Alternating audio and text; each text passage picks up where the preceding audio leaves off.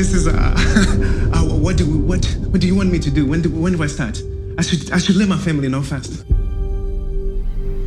Before I met Anthony and introduced into this world of crime, I was a very dedicated student with dreams, aspirations of becoming a chemistry teacher.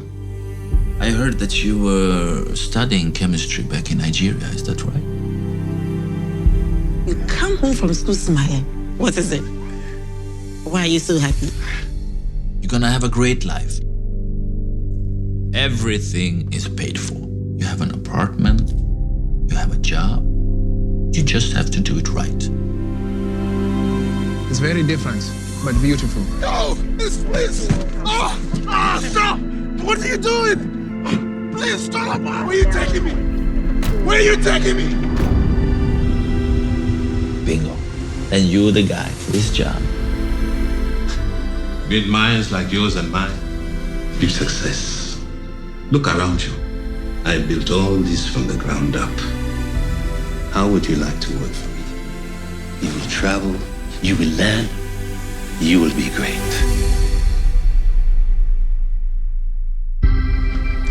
Excuse me, are you worrying about?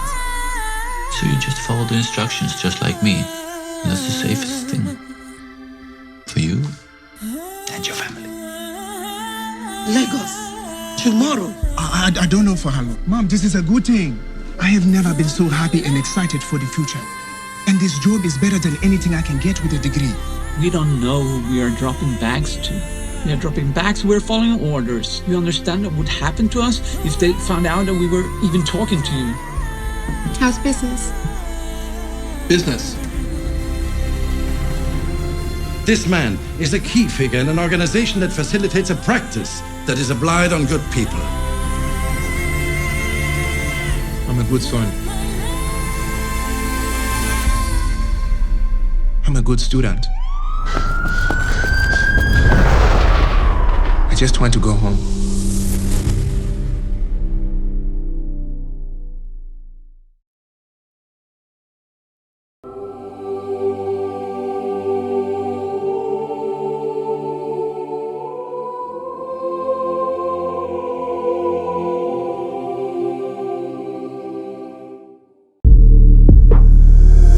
Descendants of Adam, chosen by the Most High God.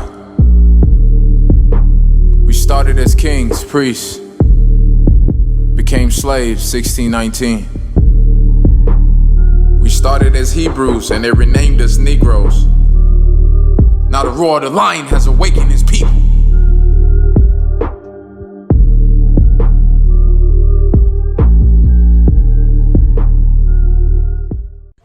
But thou, O Daniel, shut up the words and seal the book, even to the time of the end. Many shall run to and fro, and knowledge shall be increased.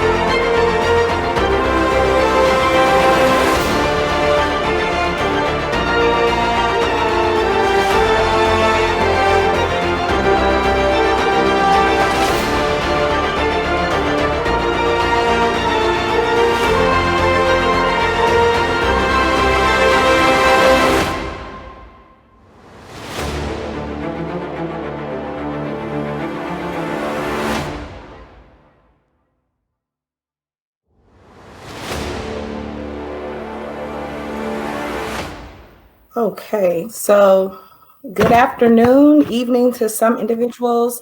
Thank you all that are coming in and joining the live. As you're coming in, if you could please share this live out to your pages, your social media networks, it would be greatly appreciated. Trust me when I tell you that this is a live that is literally gonna impact your life for the better. A lot of information that is going to be released on tonight concerning a platform that Brother Ron Dalton has built. So as you all are coming in, once again, thank you all for tuning in to the live. There's a few interview questions that I'm going to go through, but for the most part, Ron is going to share a screen and he's going to run down the logistics of this platform that he has built. So thank you all for joining this evening.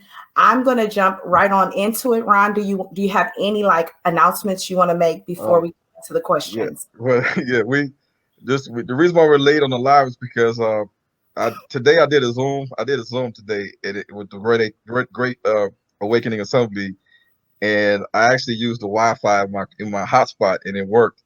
And today, mysteriously, when I tried to use Google to get on StreamYard, it would not let me in.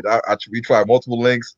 I was connected to the Ethernet. I was directly connected to the Ethernet, and I have the 1 terabyte Comcast Xfinity speed, so I got high speed, and I got 1 terabyte. I got the little thing, and I was like, wait a minute, why is this not letting me in? And so I went to Firefox and got in. But we tried for like 5-10 minutes on Google, it would not let us in, and I had Ethernet hooked up and everything. So somebody's watching and somebody's want this announcement to go out, but we found a way to get on. So praise y'all to that.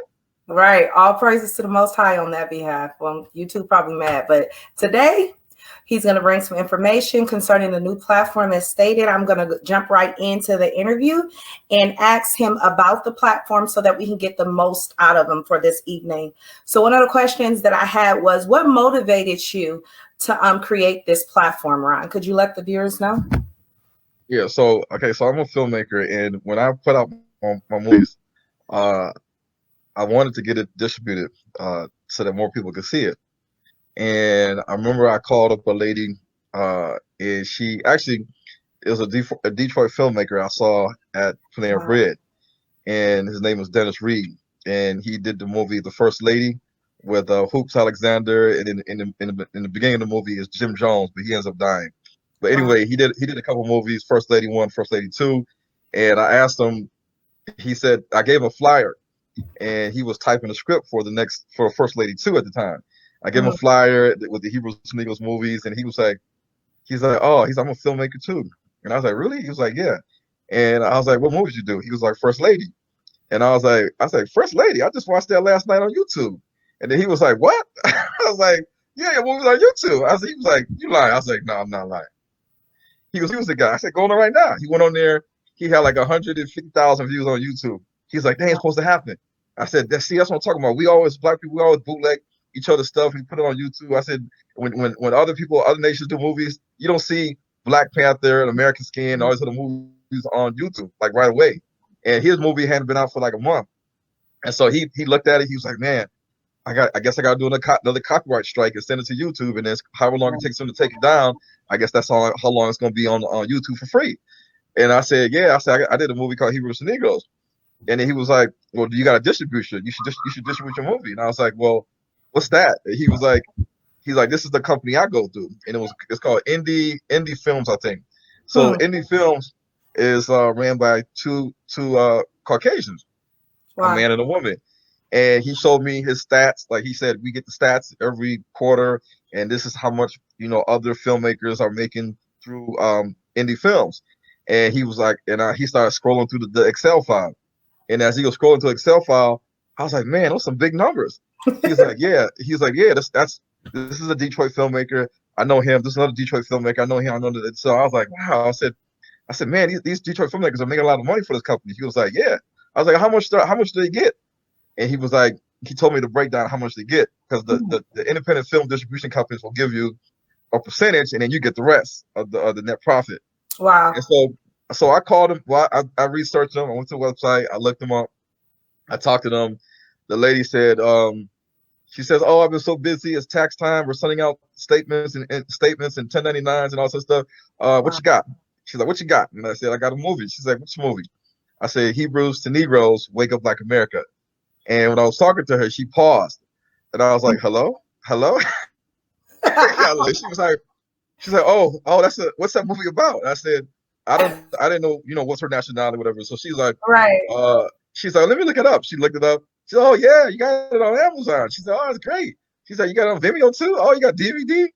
She's like, "Well, if you come with us, you're gonna have to take it all down. You gotta take it all down." I said, "What do you mean?" I said, "I struggled to get this on Amazon." She's like, "Yeah, but if you sign with us, we do everything. We control everything." He was like, I said, "Well, do I get to see my analytics real time every day? Like how many people watch the movie, how much money I've generated from the movie from different countries?" And she was like, "No." She's like, "Amazon will let you do that. Every time you log in, you can see your analytics." She says, "With us, you don't see the analytics till we send it to you in 3 months." And I said, "Wow." I said, "So I got to sit back and wait for 3 months to see how well my movie's doing and what my check is going to be after you take out all the fees and everything?" She says, "Yes." And I said, "Well, what I got to do?" She says, "You got to submit your movie to us. It has to be ProRes 422. It has to be MOV." She was telling me all the little details. Right. And I said, "All right." I said, "All right, I'll come back and holler at you later." And so I contemplated about doing that. I was like, I don't want her to have control of the movie and the analytics for 3 months, and I'm just sitting back waiting for them to give me a check. And one of the things she told me was now she said, "I just want to let you know this. We can distribute your movie, but it's up to you to do the marketing advertising." She said, "We don't do no marketing advertising. We do not market your movie. We don't advertise your movie. We just help you distribute it." And she says, "No guarantee that we can get your movie on Vudu." She said, "We have contracts with Vudu and Netflix, but it might be hard. And if it doesn't get on there, it is what it is." And so I said, "Man, this is crazy." I said, "I know that the movie theater, when you go to the movie theaters, when you walk in to see a movie and you're walking in, you give them the tickets, the guy virtual thing, he says, go to theater 9. You can walk down the aisle, you can see all the movies coming out in March, in July, Will Smith's movie. It's automatic advertising. Right. You go inside the movie and you wait until your movie comes on. You see the advertising of the movies is coming on in the future. And so you're already ingrained because you're about to watch a movie. You see, oh, Denzel's coming out a new movie. Oh, there's another movie's coming out. And so you're ready to go back to the theater the next month or two to watch the movie that they just showed you. It's marketing advertising. So that's how the movie industry works. And the music and the movie distribution companies have a contract with the theaters. AMC, Star, so that they only show their movies pretty much, and that's it. If they let an independent filmmaker show a movie, it's usually outside of normal operation hours, once on a weekend. They have the right to say no. Even black owned movie theaters, I've talked to them too. They have a contract with the movie distribution companies, and they have to show certain movies on rotation. If you come to them and say, "Hey, I'm a black filmmaker, can I do a screening there?" All this other stuff. They said, "Well, let me check my schedule. It could be January." "Well, the soonest I can do something is in July." Like, what? July? Wait, July's your movie? He's like, "Yeah, we're booked." I said, "Now I'm gonna have to squeeze you in." I said, "But I'm a black filmmaker." He's like, "Yeah, I know, brother." I said, "But the way we make money, the way we pay our bills, and we can do this and afford this theater is if we have contracts with the movie distribution companies." And I said, "Okay." And so over I've tried to get the movie on Vudu. I went through what they call the aggregator. The aggregator is supposed to be like the middleman that gets your movie onto the platform. You got to submit all this stuff, and you got to agree to all this stuff. You got to send your movie over, and you got to download it. The movie could be like, when I downloaded the Hebrew Sniggles movie 1, it was like 250 gigabytes. It was a long movie because it has to be high resolution, MOV. And I did all of that. I sent them a high resolution trailer, and I waited. And after like a couple of weeks, they notified me and said, "Unfortunately, Mr. Dalton, Vudu said no, they declined." After all that. I went to a couple of distribution companies outside of the first one I talked to, such as Gravitas Ventures and another one. And these guys, when they talked on the phone, they said the same thing. They said, "Oh, you got it on DVD, you got it You got it on Amazon. Like, oh yeah, 5 stars. Like, oh, 4.5 stars. Like, you got 800 comments, all positive comments, and they have it's a rating system that they see. The distribution companies have a rating system, and they can look if your movie's already on Amazon. They can look and see the rating system. And so the guy from Gravitas Ventures and the other guy, they were like, well, you're doing pretty good. You got DVD, you got regular DVD, you got streaming, you got you're selling the DVDs. He's like, and you got books too. He said, you got a little following there. And I said, yeah, I do. He's like, I'm assuming it's African American and black, right? I said, yes. And he was like, okay. He's like, well, typically we accept ratings of average around 6. And I said, what does that mean? He's like, well, your movie is 8.5. And I said, that's a good thing, right? He said, yeah. He said, that's a good thing. Real good. Yeah, so he said, you're doing pretty good. You're doing better than he said for an average filmmaker, Joe Blow, nobody knows who you are, from Adam. He said, you're doing pretty good. Wow. He said, so the films we take on, they average around 6, maybe 7. And I said, so that's a good sign, right? He said, well, I'll tell you this. He said, send me the movies, and we'll take a look at it, and we'll let you know. And so I said, how you want me to send it? He said, you can either send me the DVD, you can send it in a Dropbox. And I said, I'll send you the DVD. So I sent him the DVDs. And after a while, I emailed him and said, hey, what's your guys' decision? He said, oh, I'm sorry, we got the DVDs, but I'm so busy with the holidays. I'm gonna check it out this weekend. I'll let you know. And so then I waited patiently, and then after another week or two, I had to call them back again. They didn't call me. I said, hey, you get an answer? Yeah. Did you check out the DVDs? He said, yeah. If we checked out your movies, the first and the second movie, unfortunately, sir, we cannot publish a movie this time. We can't take a movie. I'm sorry. Best of luck. Good day. And that's the thing. And people don't really understand. Those that have been following me, when I showed the first movie in Michigan in December of 2018, the following month in January, I was trying to show the movie at the SVA Theater in New York City. Now, prior to that, Jason Black had just showed his movie Race War. He's a black filmmaker, and they had to get police escorts and all this stuff, and they had the signs and everything. This is in New York City. When me and Katrina, we submitted the information to rent out the SVA Theater. They were like, okay, it's gonna be $3,000, $4,000. And I said, okay, and I was like, wow, that's a lot of money. I checked around, and that's the prices of a lot of places in New York. The National Black Theater. There's another place that was like a theater and like a little bar, and they had like a little restaurant that you can rent. It was in Harlem, and there was another place, another theater, and all the places were asking like $3,000, $4,000. Even black places. Like, wow, they can't give a brother a discount. So anyway, so SVA Theater says $4,000. You gotta have this, you gotta have that, blah blah blah blah. I said, okay, that's fine, we can do that. Same thing we did for the theater in Michigan, and so then we was dealing with this one black girl, and she was like, oh yeah, we're so excited, and yeah, we're gonna do this, and what date you want? And I told her the date. She says, yes, the date's available. Yes, it's good. And so the day that we were ready to sign the contract and finalize the payment and send the payment over, we had filled out everything. The black lady said, we have a problem. I said, what's the problem?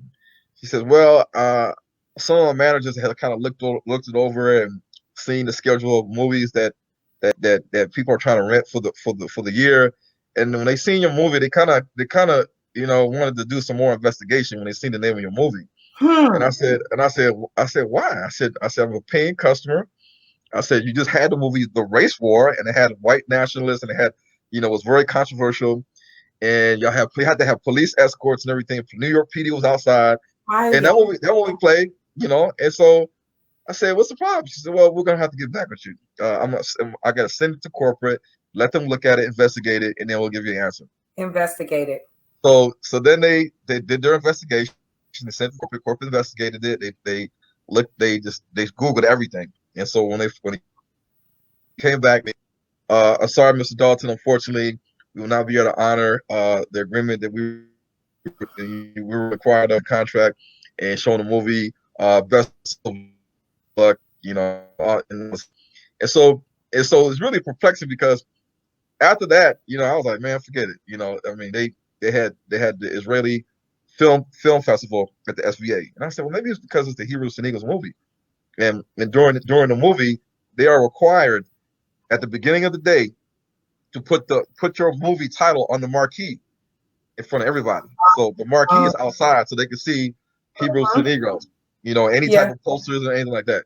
And I don't think that they wanted that to be shown in the middle of downtown downtown New York, and everybody to be walking around and looking at it. They'll probably see all these black people and Latinos just lining up outside, just like Hidden Colors.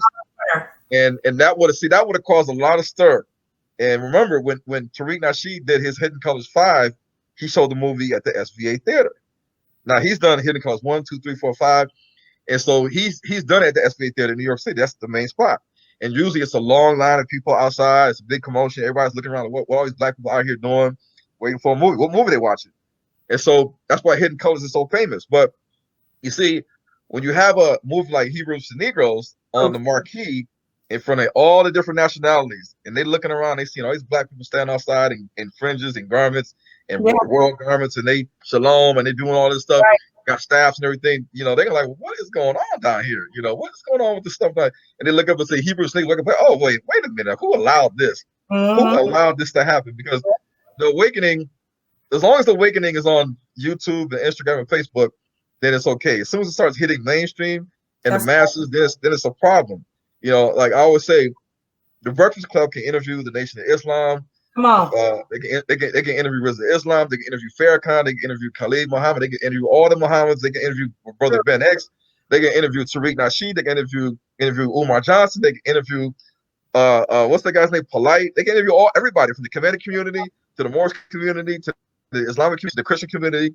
When it comes to the Israelite community, they're not going to do it.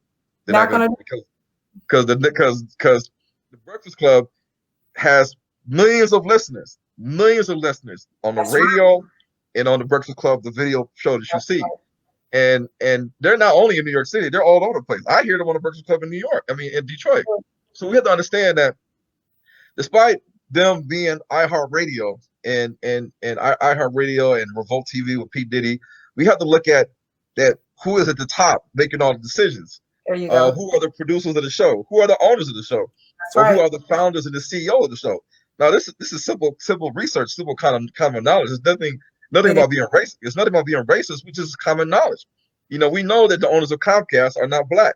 If that was the case, then Byron Allen wouldn't have been suing Comcast and claiming discrimination, because as soon as Byron Allen says this is discrimination and he's suing Comcast, we know that Comcast can't be black, because otherwise why would it be discrimination?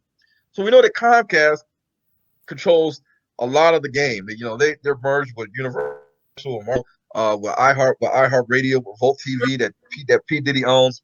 And even though we might say that Revolt TV is black owned by P. Diddy, no, it's not black owned. Go higher up and you will see who owns it. And this is the problem.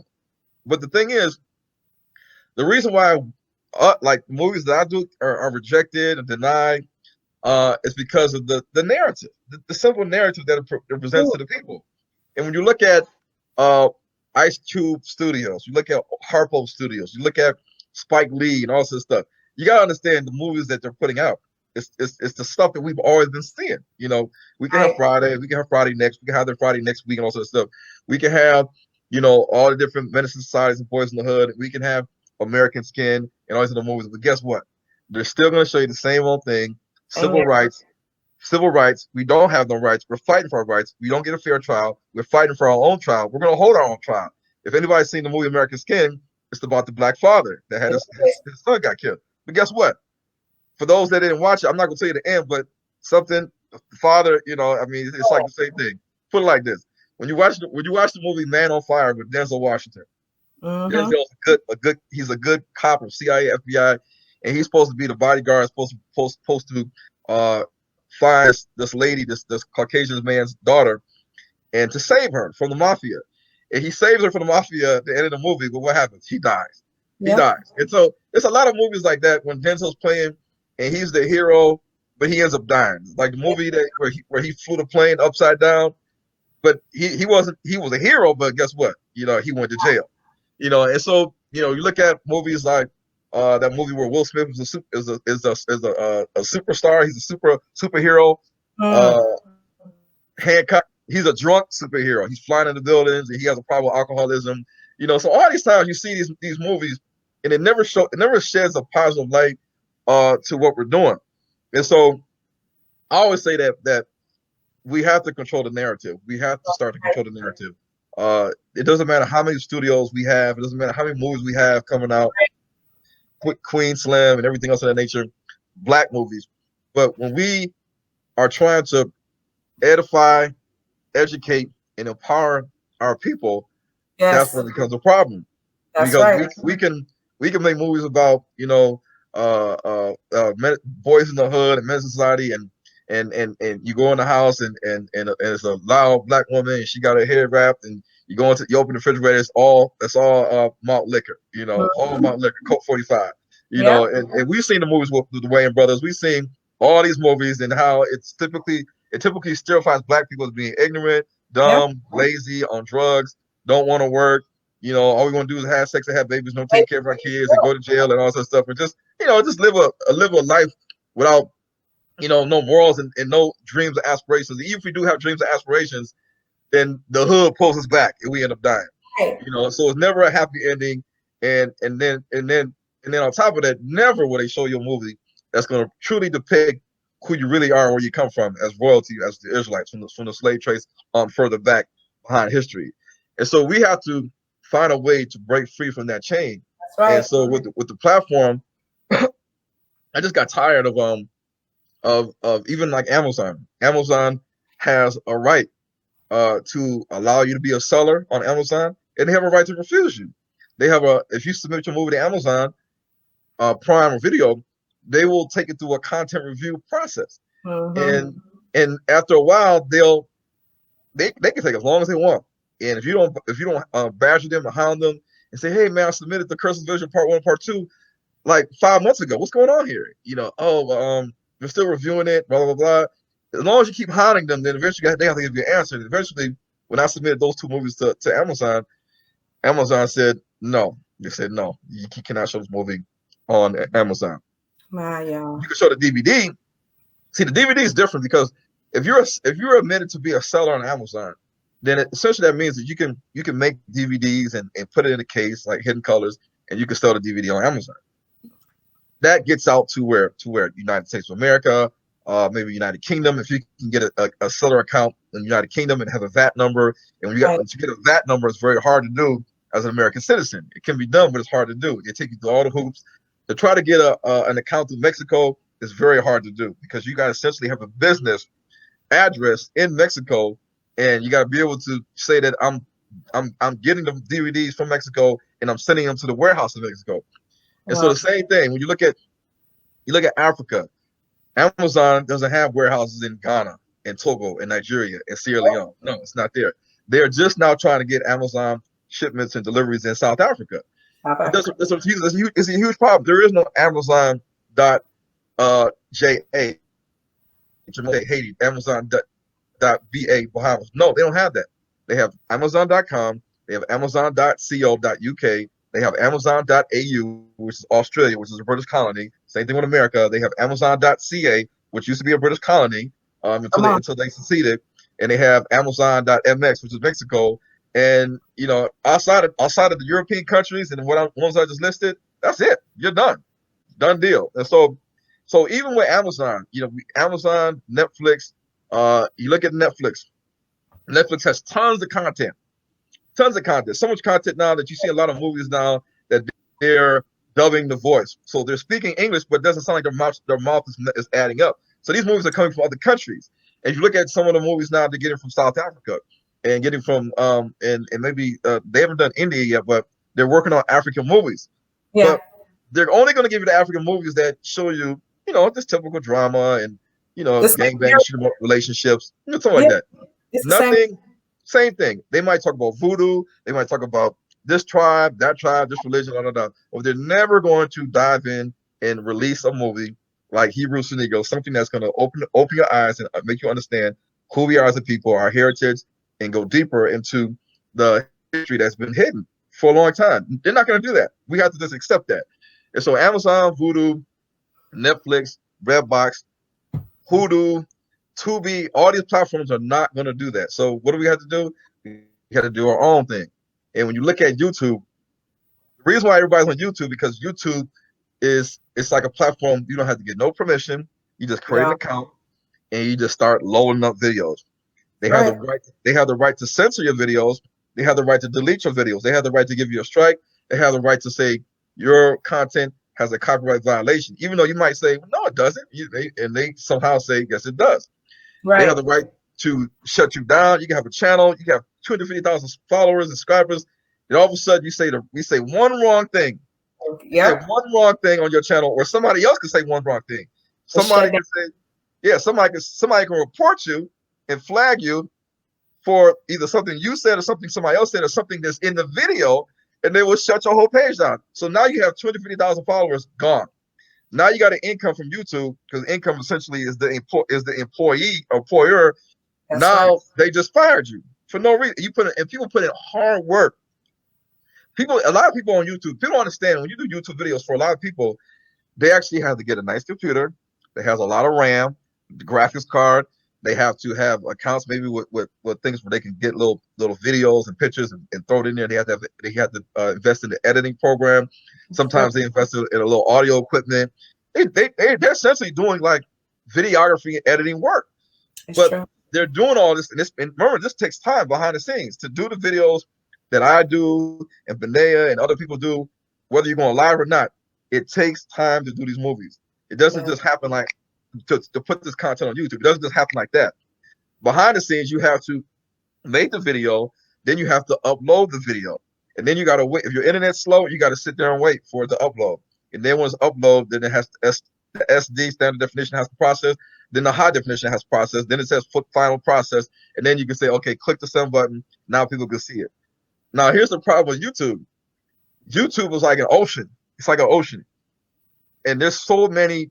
Even to this day, I'm seeing channels on YouTube. I'm like, man, this is some good stuff on here. Like, it could be African vloggers, people from America leaving, going to Ghana. They've been in Ghana for 3 or 4 years. They're talking about everything in Ghana. I'm like, where did this person come from? Never heard of this person.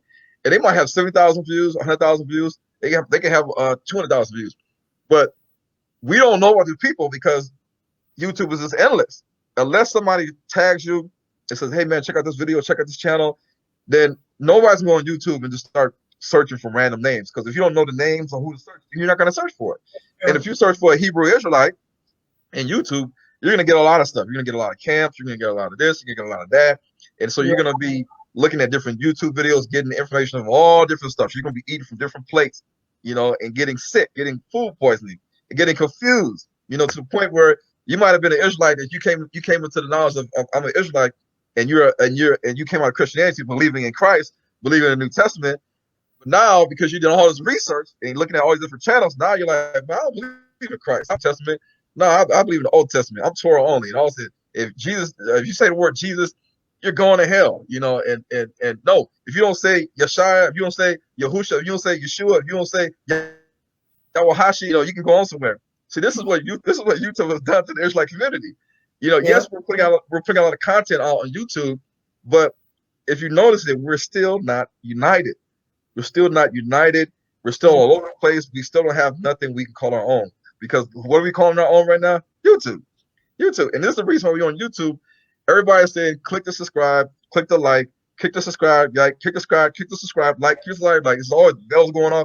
And so it's a programming. Because people want to get subscribers. I understand that. Checks. And with subscribers it gives you the ability and access to now monetize your videos. And I don't know how much money everybody's getting for the monetizing the videos, but see, there's an algorithm behind how people get paid on YouTube. But at the end of the day, YouTube, I think last year Google last year made they made like 15 or they made like a ridiculous amount of money, billions of dollars every year. Billions of dollars YouTube is making off of all the content creators.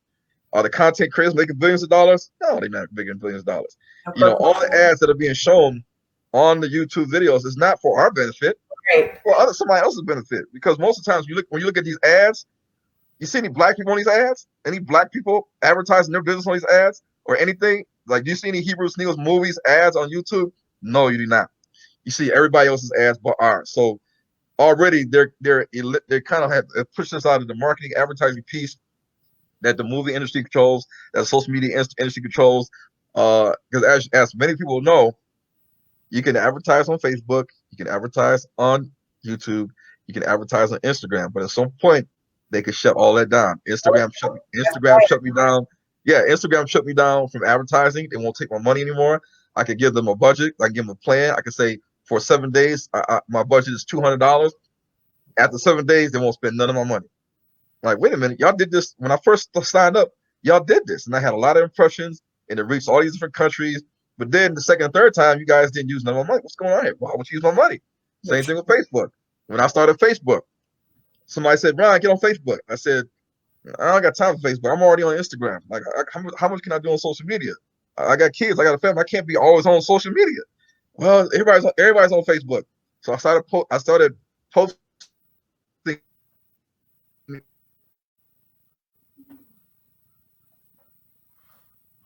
Hang in there with us, you all. Ron? Yeah, can you hear me? Yeah, I can hear you now. Where do I stop at? Where you want to take it back? You were talking about Facebook and how you came back, and as soon as you start posting, that's where you went out. Yeah, so when I started posting on Facebook, videos and pictures, I started getting a lot of followers and impressions, and then eventually Facebook, I couldn't post no more. I said, well, I can't post pictures no more. Then I couldn't post videos no more. I said, what's going on for Facebook? And Facebook didn't tell me anything. They don't have to tell you anything. Nothing. And so I just said, forget it. If I can't post pictures and videos, then what am I doing? You know? And so I just left it alone. And that's why people say, well, Ryan, I Facebooked you. I try to be your friend. I said, I don't be on Facebook like that. And so YouTube the same way. And we have to understand, like, a lot of times when I tell people, when I try to upload videos about Africa, it automatically says block worldwide, ban worldwide, copyright violation. Worldwide. Yeah, worldwide. I've done this many times. Or like a lot of the Zooms that I do, it's just a whole bunch of people, panelists from Africa and America. Like, if all we're doing is talking on different cubes on the screen in a gallery view, and I have no music behind it, if I put that on YouTube, how is that a copyright violation? All we're doing is talking. But these are the tricks that YouTube can do that I don't understand how it can be copyright violation, but according to their algorithm, it's copyright violation. And you can't make this stuff up. This is actually stuff that really happens. And I just got tired of all this stuff, and I said, well, there's got to be a way to do it ourselves. And you see, the thing is, when you upload videos onto YouTube, it seems like they got endless memory, endless amount of capability to do that. Well, that costs a lot of money. Even with Patreon does not allow you to upload videos, the actual MP4 or MOV files. You have to get a link. You have to have a Google link, a Vimeo link, and then you can upload it, and then that lets them click on the link to access the video. So Patreon is not actually spending a lot of money for the storage. They're just allowing you to have a platform to put your stuff on. They get a cut, you get a cut. Wow. They're probably getting a bigger cut. Definitely. So with this platform, it's a streaming platform. It's called Hebrews to Negroes TV.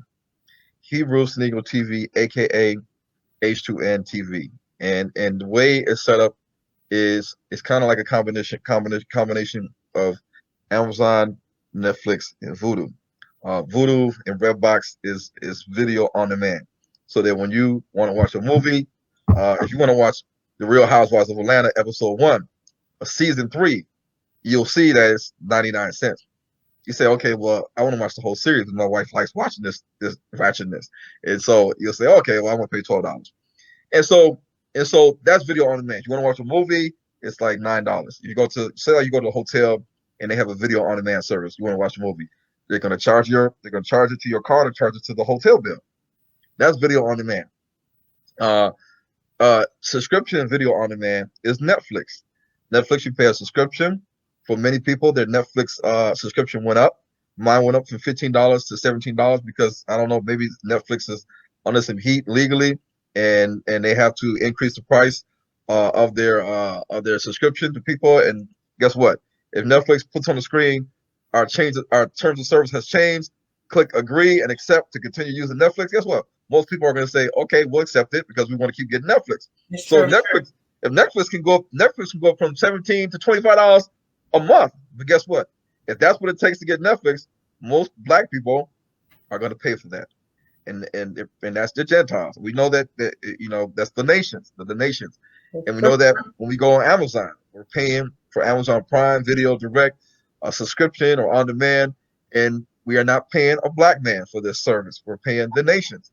You know, when you look at Vudu, you're not paying a black man to utilize the service. You're paying the nations. Same thing with Tubi, same thing with Hulu. And so we have to understand that when is it time for us to have our own? Yes. When is it time for us to have our own and to support our own? Now we have a lot of us we talk about the crabs in the barrel mentality. That means that the crabs are all in the barrel, and one crab is about to make it out the barrel, and somebody says, "Uh-oh, no, you're not about to make it out the barrel. You're gonna stay right here with us." And they pull you down, and then all you guys are just still trying to get out. Everybody's miserable. Misery loves company. And if somebody tries to do something different that actually could save the other crabs or save the other people, they still don't want to do that. So we don't want to form a human ladder so that one person can get out and then bring help. We want to stop the human ladder and say, no, if I can't do it, then you can't do it. What makes you better than us to say that you can go do this and do this? You know, it's a mentality of jealousy and envy, and it's also a spirit of pride. And the Bible says that we have to.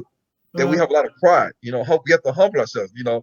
If some other people who call my name, they humble themselves, right? You know, when you look at that scripture, the Most High said, "Humble yourself." Like he could have said anything else, but he said, when people come on, they will seek my face and humble themselves.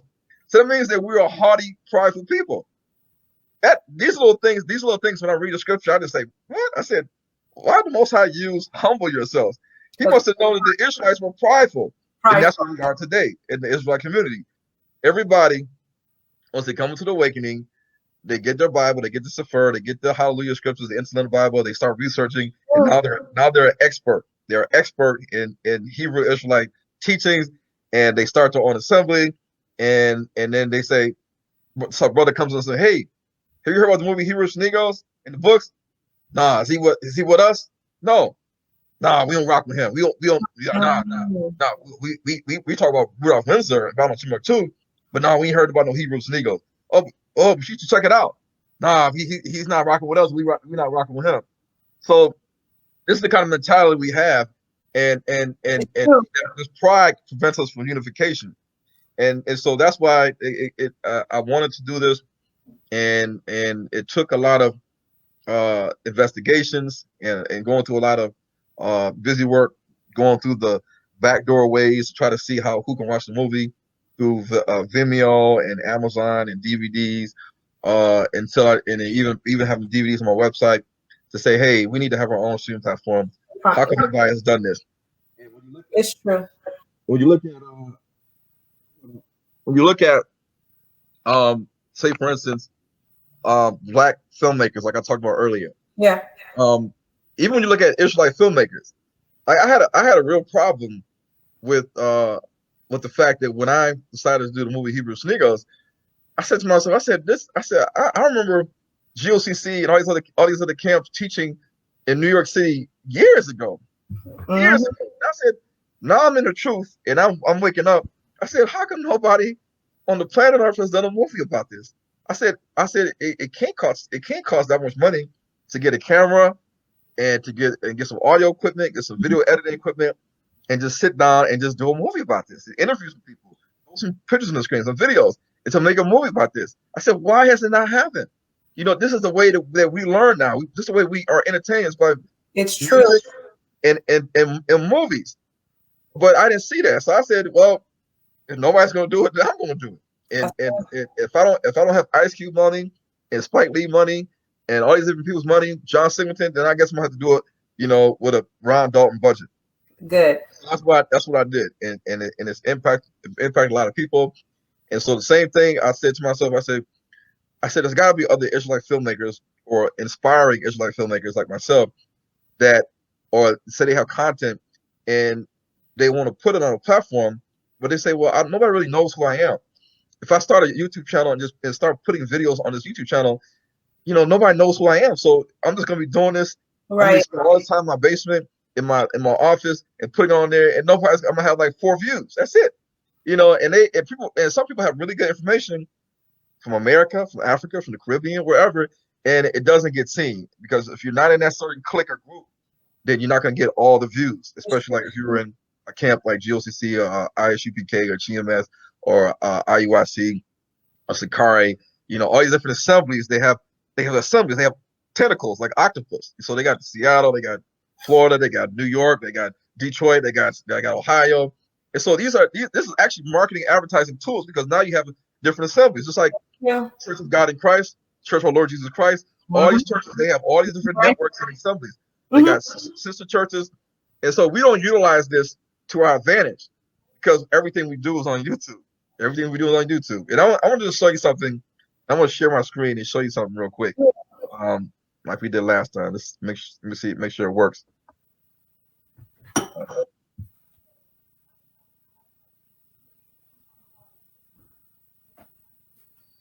Do you see your screen? Now joining us as you're coming in, please share the live to your pages.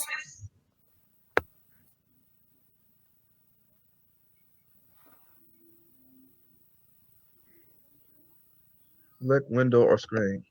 Okay, here we go.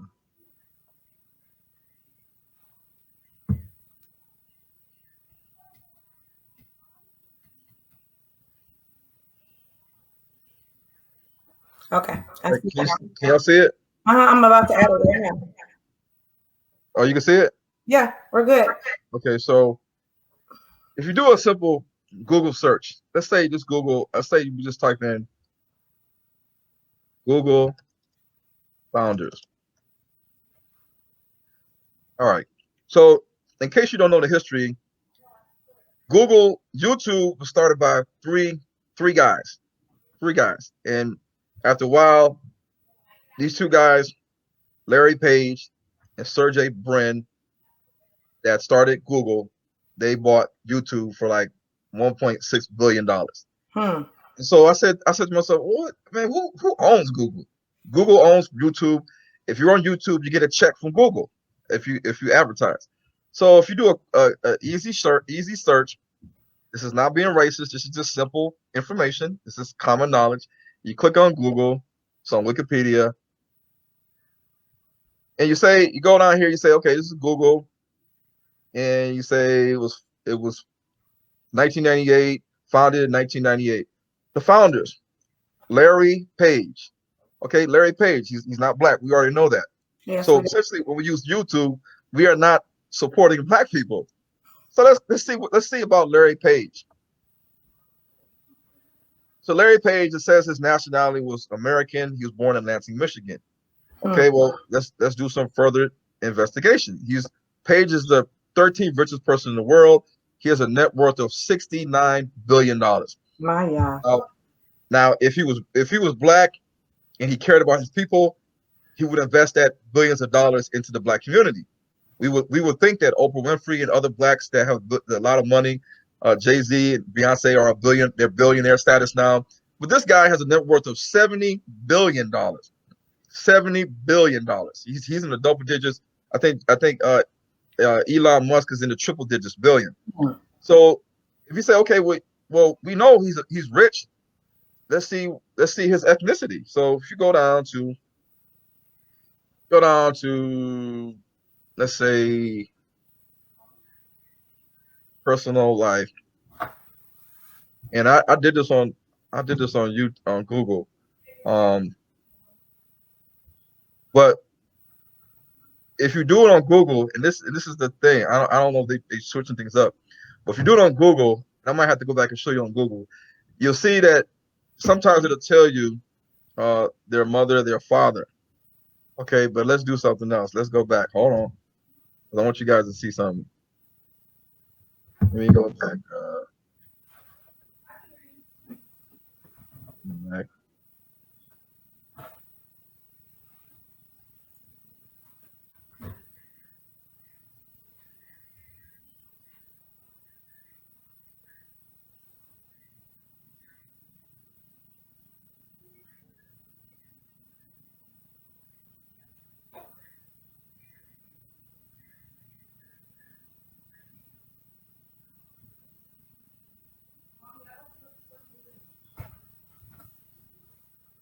All right. So now the Wikipedia information varies. So we was just on Firefox. Now we're on Google. So it still says that he was born in Lansing, Michigan, nationality American, alma mater, University of Michigan. Page was born in March 26, 1973 in Lansing, Michigan. His mother is Jewish. His maternal grandfather later immigrated to Israel. So you say, okay, you know, that's interesting to know because some people want to know who owns what. But let's go back to the other guy, Sergey Brin, the co-founders of Google. So you go to his thing, you see that he was born in Moscow in the Soviet Union to Jewish parents. Mikhail and Eugenia Brin, both graduates of Moscow State University. His father was a retired mathematics professor at University of Maryland. His mother was a researcher at NASA. So when you let me stop sharing. So when you look at the big picture, you got to understand that Facebook is started by who? Mark Zuckerberg. Everybody knows this. Mark Zuckerberg Jewish? Yes, he's Jewish. We all know this. This is common knowledge. Does Facebook own Instagram? Yes, it does. Yes. So that means that Mark Zuckerberg is the owner and controller of Instagram. What about OnlyFans, Ron Dalton? Yes, OnlyFans too. So when you look at the major companies that control the news, CNN, Fox 2 News, MGM, Universal, Warner, Time Warner, if you Google and understand the founders of these companies that are the mass media conglomerates or moguls that control what we see, what we might say is propaganda or brainwashing or TV programming, whatever you want to call it, including mass advertising and mass marketing. It's true. They control this. What ethnicity? Is it black? No. Is it Chinese? No. Is it Arab? No. Is it East Indian? No. Is it Latino? No. It's the Jewish community. And you say, well, how is this happening? How come black people don't have a top seat at the table? Why are we at the bottom? Why are we just scurrying around? Well, I got my own studio company. I got my own film company. I just made a movie. You know, but if you look at the top of the chain, that's running it. People that are controlling the strings, like the puppet master, and they allow you or don't allow you to put certain things on a movie because they can simply say, you can submit your movie.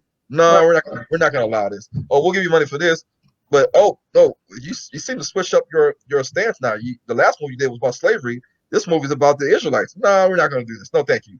You know, but you just allowed my other movie to come on here, but now because my other movie is about this. See, I don't know if any of the filmmakers like Spike Lee and these guys, they do a movie about slavery and that gets to Netflix. Or they do a movie like American Skin, it goes to Netflix or Vudu or where else, Vudu, and they switch up and say we're gonna do an Israelite movie. I bet you if they did that, presented it to the companies, they would say, "Nah, I'm sorry, Spike Lee, I'm sorry, we just can't rock with that." You gotta understand it's the narrative it's the issue. And so with Hebrews and Negroes TV, we're starting to control the narrative. And so let me share the screen now and go to the actual platform for the content creators, because this is what's going to happen. Everybody that is able to do media content, meaning that it has to be in an MP4 or MOV file, video content, we could put it on this platform. Now there is content guidelines that we want to make sure we stay within, because we know that you have to be, what's the saying, crafty, as harmless as a dove and wise as a serpent. So we have to make sure that we move strategically so that we can do what we need to do until we start making other moves. But as long as you stay within the guidelines and we do things in a way, what I say now, in this, especially this time and period, things that edify, educate, and empower us. See, if we focus on us and less on them, then they can't say that we're being racist, we're being anti-Semitic, we're a hate group, we're a terrorist group. If all we're trying to do is build with one another, if all we're trying to do is come together, if all we're trying to do is unify, then if we don't talk about them, if we just focus on us, then it leaves less room for them to say, hey, you're being hateful, you're being anti-Semitic, you're talking about our religion, you're talking about this. No, we're edifying ourselves.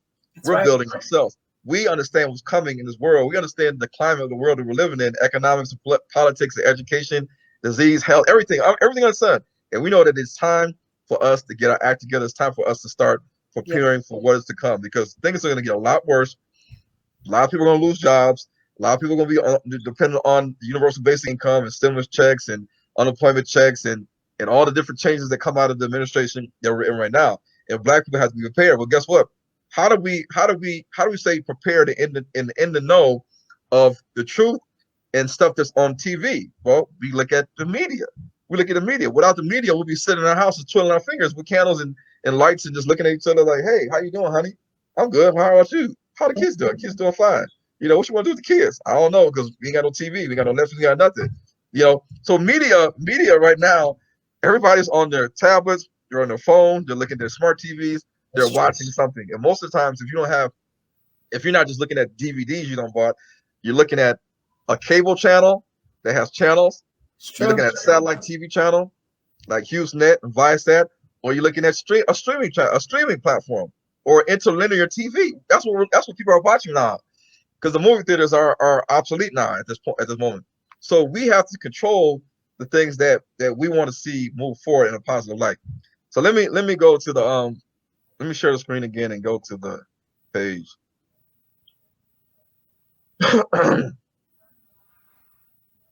All right, so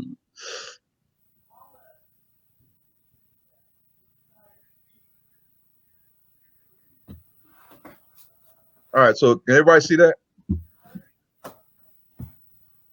You can see it? Let me go into my Facebook, but it's showing. Okay. Yeah, you're good, Ron.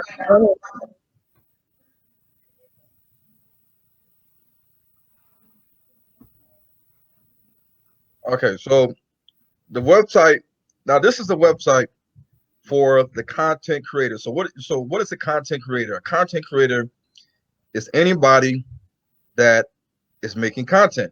People that's on YouTube right now, whether they're doing online ministry, whether they're debating, whether they're a life coach, they're doing counseling, marriage counseling, they're talking about health, they're talking about herbs and medicine, fitness, physical fitness, mental fitness, or mental health, whether they're talking about cooking, like cooking kosher meals, cooking vegan meals, Israelite meals, Caribbean meals, whatever.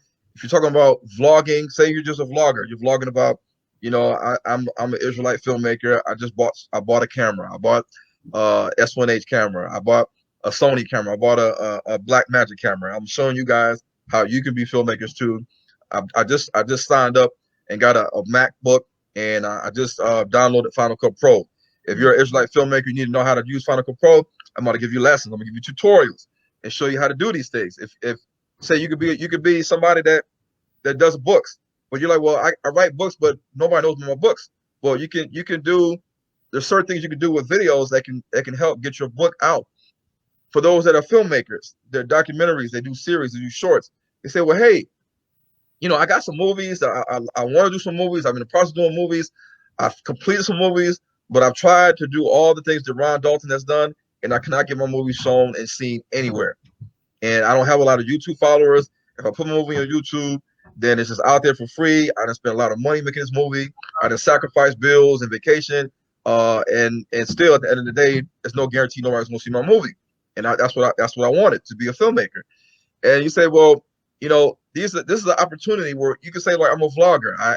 I'm a diasporan from the United Kingdom, from the Caribbean, from America, and I've just relocated to Ghana or Sierra Leone or Liberia or Nigeria or South Africa or Kenya or Zambia or Gambia or Senegal, and I'm vlogging about the whole process and how you too can do it in this day and age. So you can vlog about a lot of things. That's what many people today are doing, is they're vlogging. They're vlogging about their life. We're just sitting behind the TV watching somebody's life, whether we watch them cook, whether we watch them sleep, whether we watch them clean their clothes, take care of their kids, go on an errand, go to a beach, go to a zoo. We're watching it. And so there's so many different things you can do. Not to mention on videos today, you have commercials. Commercials are videos. A commercial could be 1 minute, could be 2 minutes, could be 4 minutes, could be 10 minutes. But the commercial is a way that other people can find out about your business. But do we have a place right now that Hebrews can go to see any other Hebrews business? No, we do not have that, especially when you look at a platform that has commercials. That's true. It has commercials, all in one place. We got Israelites that make soaps, they make toothpaste, they make oils, they make cologne, perfume, they make necklaces, they make scarves, they make the head wraps, they make all types of things, fringes and tassels and staffs and clothes, and they're doing a lot of big things.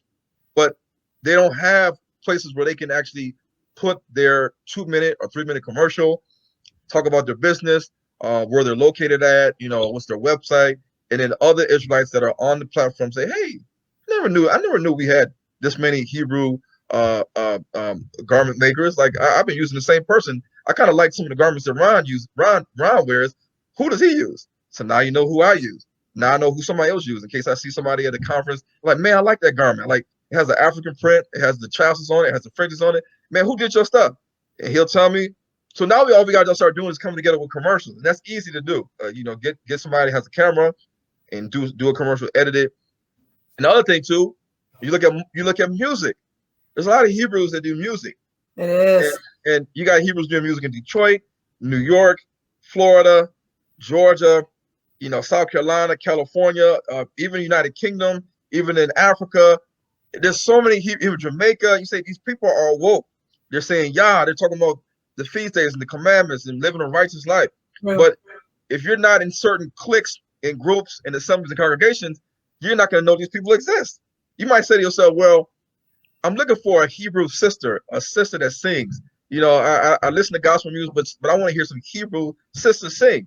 You may not know of any, but they may have some. They may have some in GOCC, in IUIC, in GMS, or Sakar. They might have some in an Israelite assembly in California, or Idaho, or wherever, Nevada.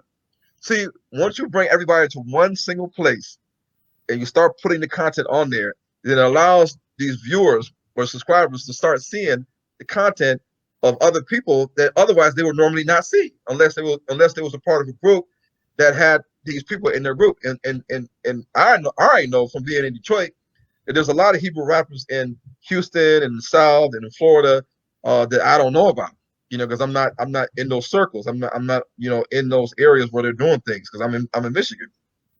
And so just like the old days where you had BET Video Soul with Donnie Simpson, and you had Caribbean Rhythm on the weekends with Rachel Stewart, and you'd be like, man, this Jamaican music, this converter music is nice. Like I never heard this kind of music before, but you start to learn about different people's culture, the different people's music.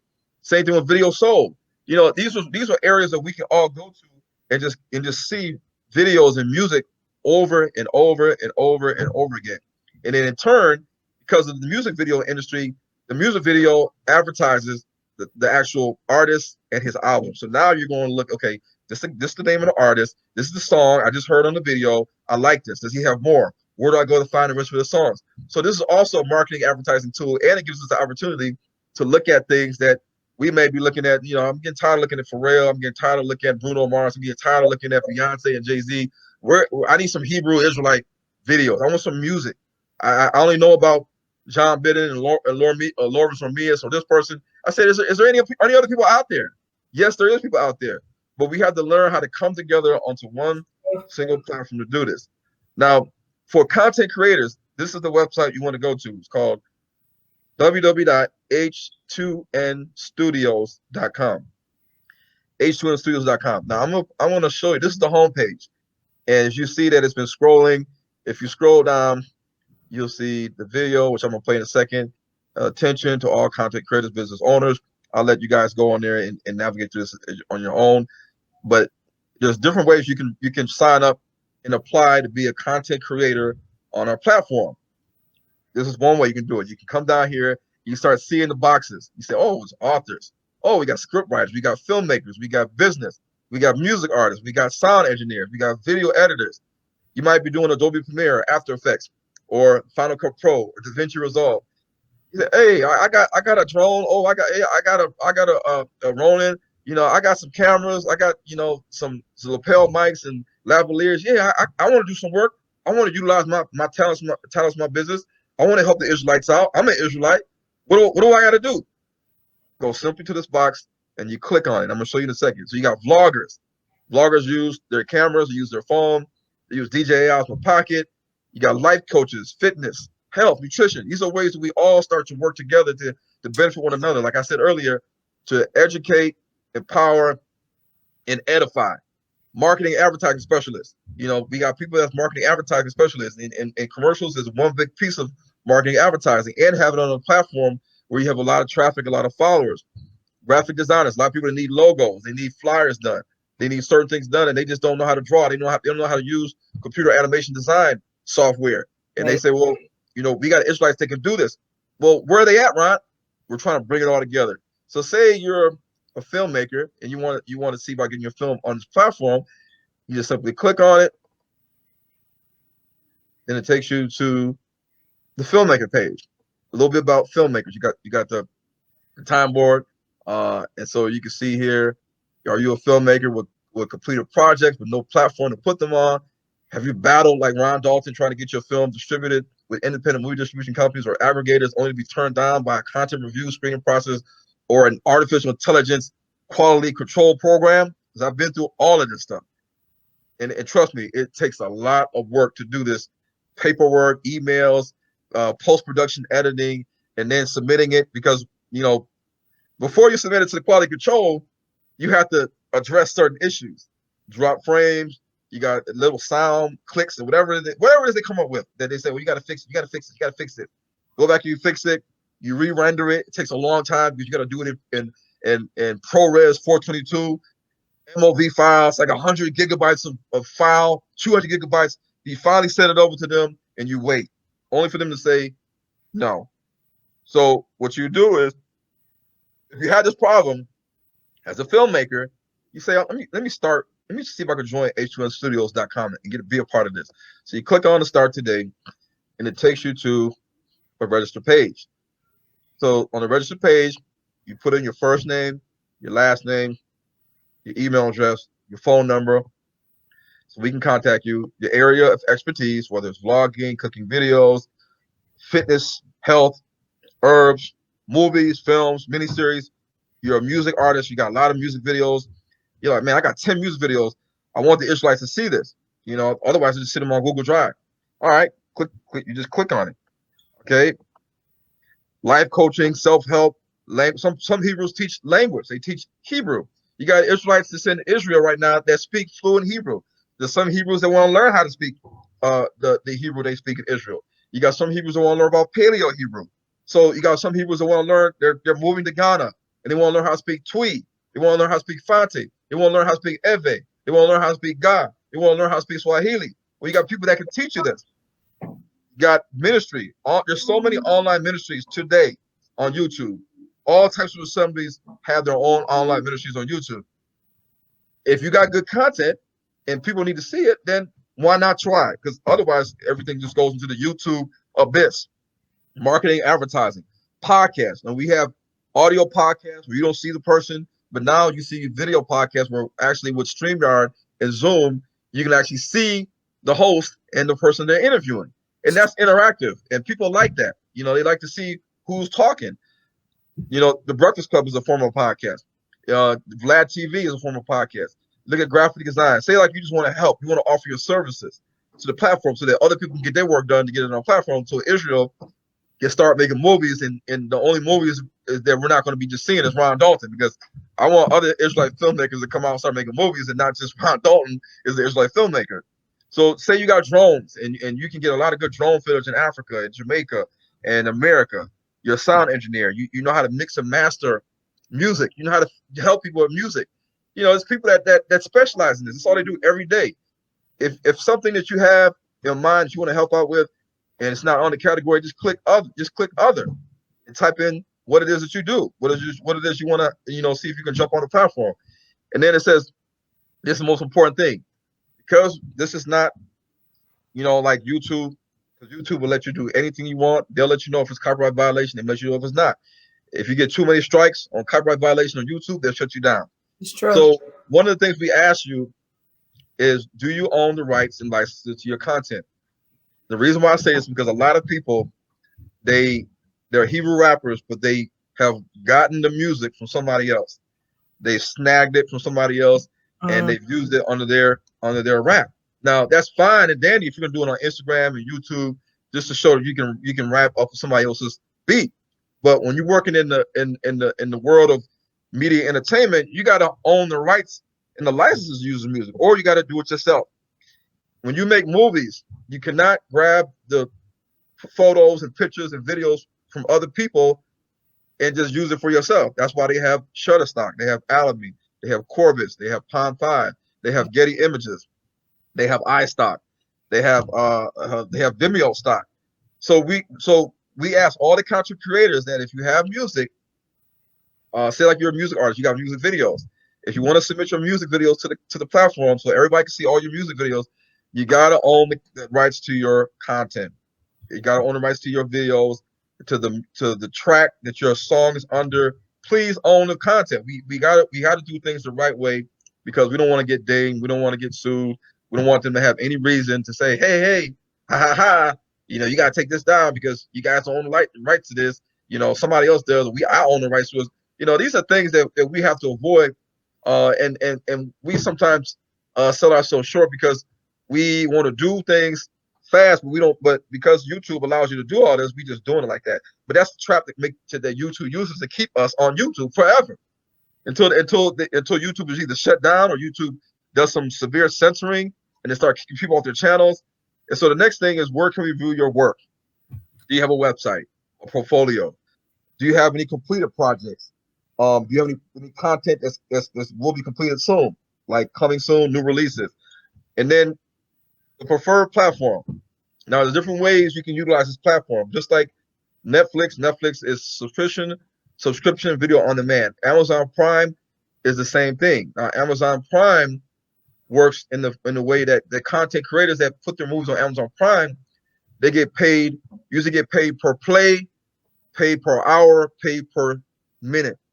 Same thing with music streaming with Napster and Tidal and Spotify and SoundCloud and Google and YouTube and Pandora. You usually get paid per stream for your video, for your music. And so subscribers will have access to your content, and the content creators' content will be paid per stream or minute, hours. That's how it usually breaks down when you talk about subscription video on demand. When you talk about video on demand, now you're looking at, say, movies and documentaries and series where you can charge 99 cents for an episode. You can charge $9.99 like I've done on Vimeo for the movie, to rent the movie. Say you want to buy the digital version of the movie so you can have it in your library. So when people come over, you can just say, hey, check this out. It's in my digital library. Bam, you're watching it, just like Voodoo. And so some people may not have a preference. Some people, at the bottom one, you say, how do you want to utilize the platform? You want to use it and get paid, and get some money for your labor and for your work, or do you want to use it simply as a marketing tool? Or you may not want anything. We're okay with that. You just put it in the boxes and in the comments, then you submit it, and then it will come to us, and then we will contact you. Now, when you go to the homepage, what you will see, and I'm trying to, hopefully you guys can hear everything. I'm gonna play the video, and everybody that's listening, you need to share this with everybody that you can. Like if before you awoke, you identify yourself as African American, colored, black, Negro, whatever. We're all in the same boat. We're all the same family. We all got here on slave ships. If you want to say you're an Indian, you already been here, fine. That's fine. We still look the same. We still are black. We still melanated. At the end of the day, if you believe you're an Israelite, then we need to come together, supposed to work together in unity. So let me play the video so people can see what they're going to see on the website. Descendants of Adam, chosen by the Most High God. We started as kings, priests, became slaves, 1619. We started as Hebrews and they renamed us Negroes. Now the roar of the lion has awakened his people.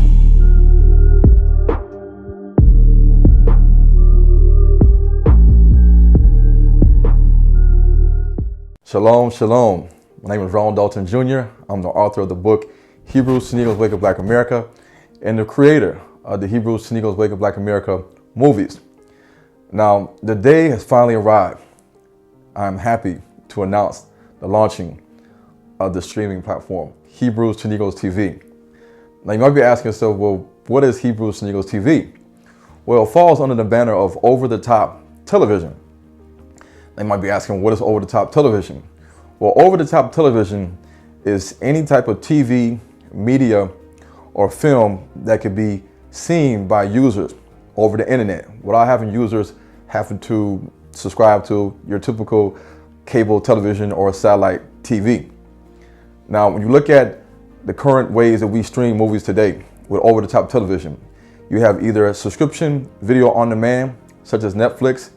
You have video on demand, such as Vudu and Redbox. And you also have ad video on demand, AVOD, which is typically YouTube and somewhat Amazon.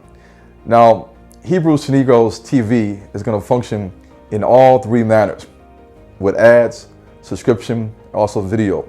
So SVOD, AVOD, and VOD. So you might be asking yourself, what's the big deal about Hebrews to Negroes TV? Well, if you look at the past, typically since the beginning of the invention of the television set, Black people are typically portrayed on TV as being lazy, ignorant, uneducated, and poor. When you look at TV today, you see that Blacks are still typically played in roles such as beggars, thieves, slaves, prisoners, gangbangers, those that commit acts of violence against each other, such as physical acts of violence or verbal acts of violence, and also those that have achieved success only to be brought down by their own personal problems or demons. Black culture and history, whether we're looking at it from America, from United Kingdom, Europe, from the Caribbean, from South America, to Africa, to India, to the Pacific Islands, is often portrayed in a way that does not shed a positive light. George Orwell, the author of the book 1984, he quoted, "He who controls the past controls the future."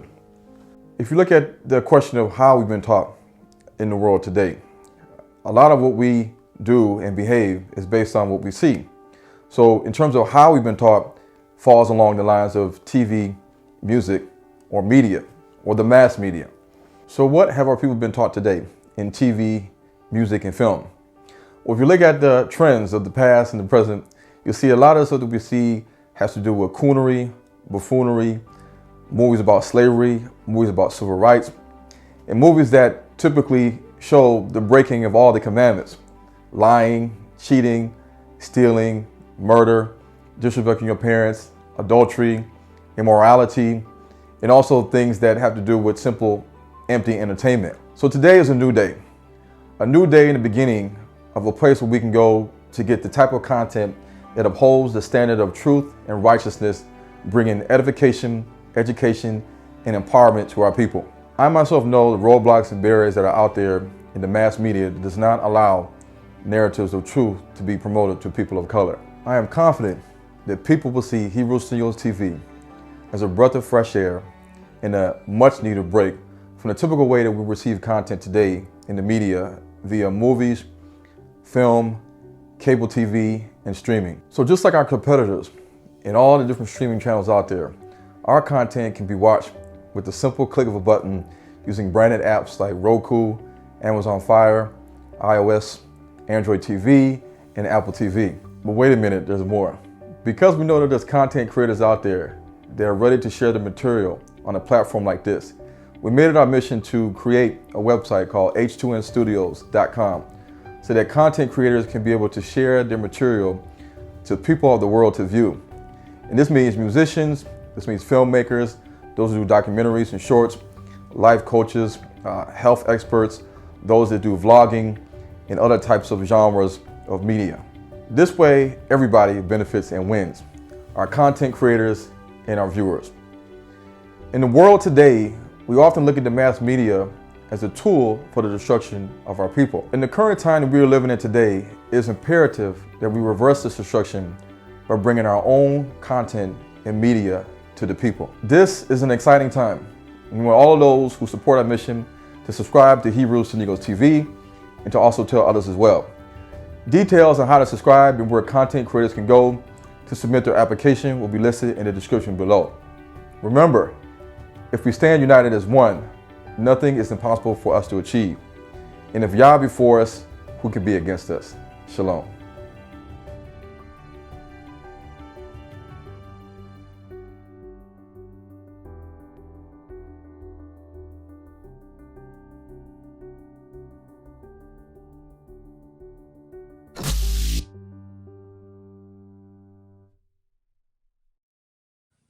All right, so yeah, I let those people that want to go on there to navigate. There's different tabs at the top, but I showed you the basics on what the content creators need to do to apply to be on the platform. And of course, when you apply, then we're gonna get it, we're gonna see it, and we're gonna reach out to you and talk to you about your content and what it is you're trying to do. And then after we're both in agreement, then there's a contract that's going to be signed for the year, and then we'll be the ones that upload your content to the platform. Typically, when you, let's say myself, what I was to do is with an independent film distribution company or a streaming platform like Netflix or Vudu or Amazon, I would have to wait. I wouldn't be able to talk to nobody. I would just have to put it into the little system and just sit there and wait and cross my fingers and say, I hope that they're going to allow me to do this. Please, YouTube, please, Vudu, please, Netflix, allow my movie to come on your platform so more people can see it. Because I've been trying to promote a movie on YouTube, and not all the Hebrews are helping. And so we have to understand that when you start to gather people to one place, then it makes it a whole lot easier to market and advertise this thing. Yes. And if we're unified together, then we could do a whole lot more than when we're divided. And a couple of days ago, I was researching about the Akan people and how they migrated into modern day Ghana. And the Akans have a lot of different tribes and clans. And one of the largest is the Ashantis. You have the Akiem, you have the Ahantas, and then you have the Fantis. And I was reading about how the whole thing about how the Europeans came into Ghana and they started doing business, trading ivory and gold and different things. Like the Europeans had stuff and the Ghanaians had stuff. They had stuff that was in the land, especially in the Ivory Coast, because the Ivory Coast was right next to Ghana. And the Ivory Coast was known for its ivory, just like Ghana was known for ivory, and they also had gold. Ghana had a lot of gold. Ivory Coast had a lot of ivory, because they had, back in the old days, they had a lot of elephants running around in Ivory Coast until the slave trades and the ivory business depleted a lot of the elephants. So you don't really see a lot of elephants except for the north. And so I read about how the disunification of the Akan clans and tribes and the breaking off of the Fantis. They went further south to Cape Coast, and then the Ashanti Kingdom was founded in Kumasi. And then you see how the Eves and the Gans were also in Ghana as well, and how the British navigated, and they created this division and disunity and I call it destabilization. And when they were able to do that, they were able to kick out the president, the ruler of Ghana, Prempeh the First. And they exiled him to Sierra Leone, to Liberia, and I think he later went to Seychelles, which is an island near Mauritius. And I was like, wow, how did the British do all this? They actually came into Ghana. They were doing business, and all of a sudden now they just said, we're about to take over. And they got the king and they kicked him out. And then they tried to get the golden stool, but the women stood up and was like, we're gonna fight to the end. We're not gonna let this guy take the golden. We're not gonna let the British take the golden stool. And so one of the stories that they had was, if you have one broomstick, you can snap it. You can easily snap it. But if you put all these broomsticks together as one, you can't chop it, you can't snap it, because now all the broomsticks are now together so that they make a strong foundation. Wow. And so the Akan clans represented all the different broomsticks. But when they came together as one, you couldn't break the broomstick. Wow. Too thick. And what they were trying to say is that if all the Akan people come together and stick together, then we could take back, the empire and not let the British just run them up. And one of the things in Africa and even America, what they do is they try to disunify us and they try to destabilize us. And that's the thing that we have to stop letting them do is stop disunifying us and get us all destabilized, because when things are all out of order, just everything is just chaotic and just fighting going over here, fighting over there, people rising up over there, they looting, they robbing kids, there's all types of stuff. Then that makes it easier for somebody to come in and invade, because they like, well, these guys over here, they not unified, they all over the place. You know, you got this gang over here fighting, this gang over here fighting, none of them are unified, so we can easily come in there and infiltrate. So we have to understand that the greatest thing that they don't want us to do is to unify. Hoover said that the biggest threat of the Negro in America is Negro unity. He said Negro unity. He said the Negro unity is the most biggest threat in America, because he knows that once Negroes unify, that we're gonna start taking back. You know, start taking back the positions that we're supposed to have. And we don't have any economic power in Israel because we're broke. We're broke. I mean, a lot of Israelites want to go to Africa. They want to, you know, join a community. Some people are single women, single men. They can maybe muster up a ticket, $600, $1,000 ticket to get to Africa. But they want to get to Africa, they're like, well, Ron, we done made it to Africa. We ain't got nowhere to stay. Y'all have a community. Y'all have an Israelite community. Y'all got a welcome center, an embassy. Y'all have anything for us? Most people are gonna say, no, the Israelites don't have nothing for you out there. You know, we don't have no mega complex where you just come on. You know, to see if you're Jewish in America or United Kingdom or anywhere, and you fly to Israel and you want to relocate, you're already a citizen. Yeah. All you gotta do is show your Jewish heritage, and now you can walk around Israel. You can find you an apartment, a house in Tel Aviv. You could have been living in United States all your life, and all of a sudden you say, you know what, let's go back to Israel. Get your family, go back to Israel. Now they taking care of you. Same thing they do in America. If you're Jewish and you need a job, you need transportation, you need medical help, you need anything, you just go to the Jewish Community Center in your area, and they'll hook you up. That's why you're not going to see a homeless Jewish person. You're not going to see a Jewish person that's at the food line, soup kitchen. You're not going to see a Jewish person that is usually working a service job. You know, hi, can I take your order? You want medium fry? You want a large drink? You know, you want some extra gravy on your mash? You want a cornbread? You know, what do you want? No, they're not doing that. They're not changing the trash. They're not washing the dishes. They're not mopping the floor. They're not not cleaning the toilets. Not to disrespect anybody that does that. They're not doing servitude work. They use in the nursing homes. They're not changing the linen. They're not dealing with the roaches and the rats and the bed bugs, and dealing with all the madness that happens in the inner city of the defunded nursing homes. They're the ones that own the nursing homes. They're the ones that own the high-rise buildings in New York City and the high-rise apartments, senior citizen apartments in Detroit. They own this stuff. So even though they're in our community, when they're walking through the complex and it's all black people, and instead of, for instance, like back in the day, I used to see patients in senior citizen high-rise apartments in Detroit. It'd be no number of black people. Then I would see this Jewish man walking with his hands behind his back, just walking slowly. Didn't have a care in the world. And he was looking around. Looking around. I said, who is this guy? And the people that worked there, I was like, oh, that's the owner. That's the owner. I said, that's the owner? You know, it doesn't matter. It could be an older guy. It could be a young guy. Like, this guy owns this whole building? Yes, he does. Yes, he does. It could be HUD housing. It could be Section 8. It could just be a apartment complex he owns. See, this is the problem. The other nations, they come in and they do things. They do things. And they set up shop. And they start advancing themselves, whether it's Chaldeans or the East Indians or the Asians or the Jews or the Europeans, the Polish, they all set up shop. I mean, the Lebanese, the Palestinians, the Egyptians, the Iraqis, you know, the Egyptians, the Yemenis, they all stick together.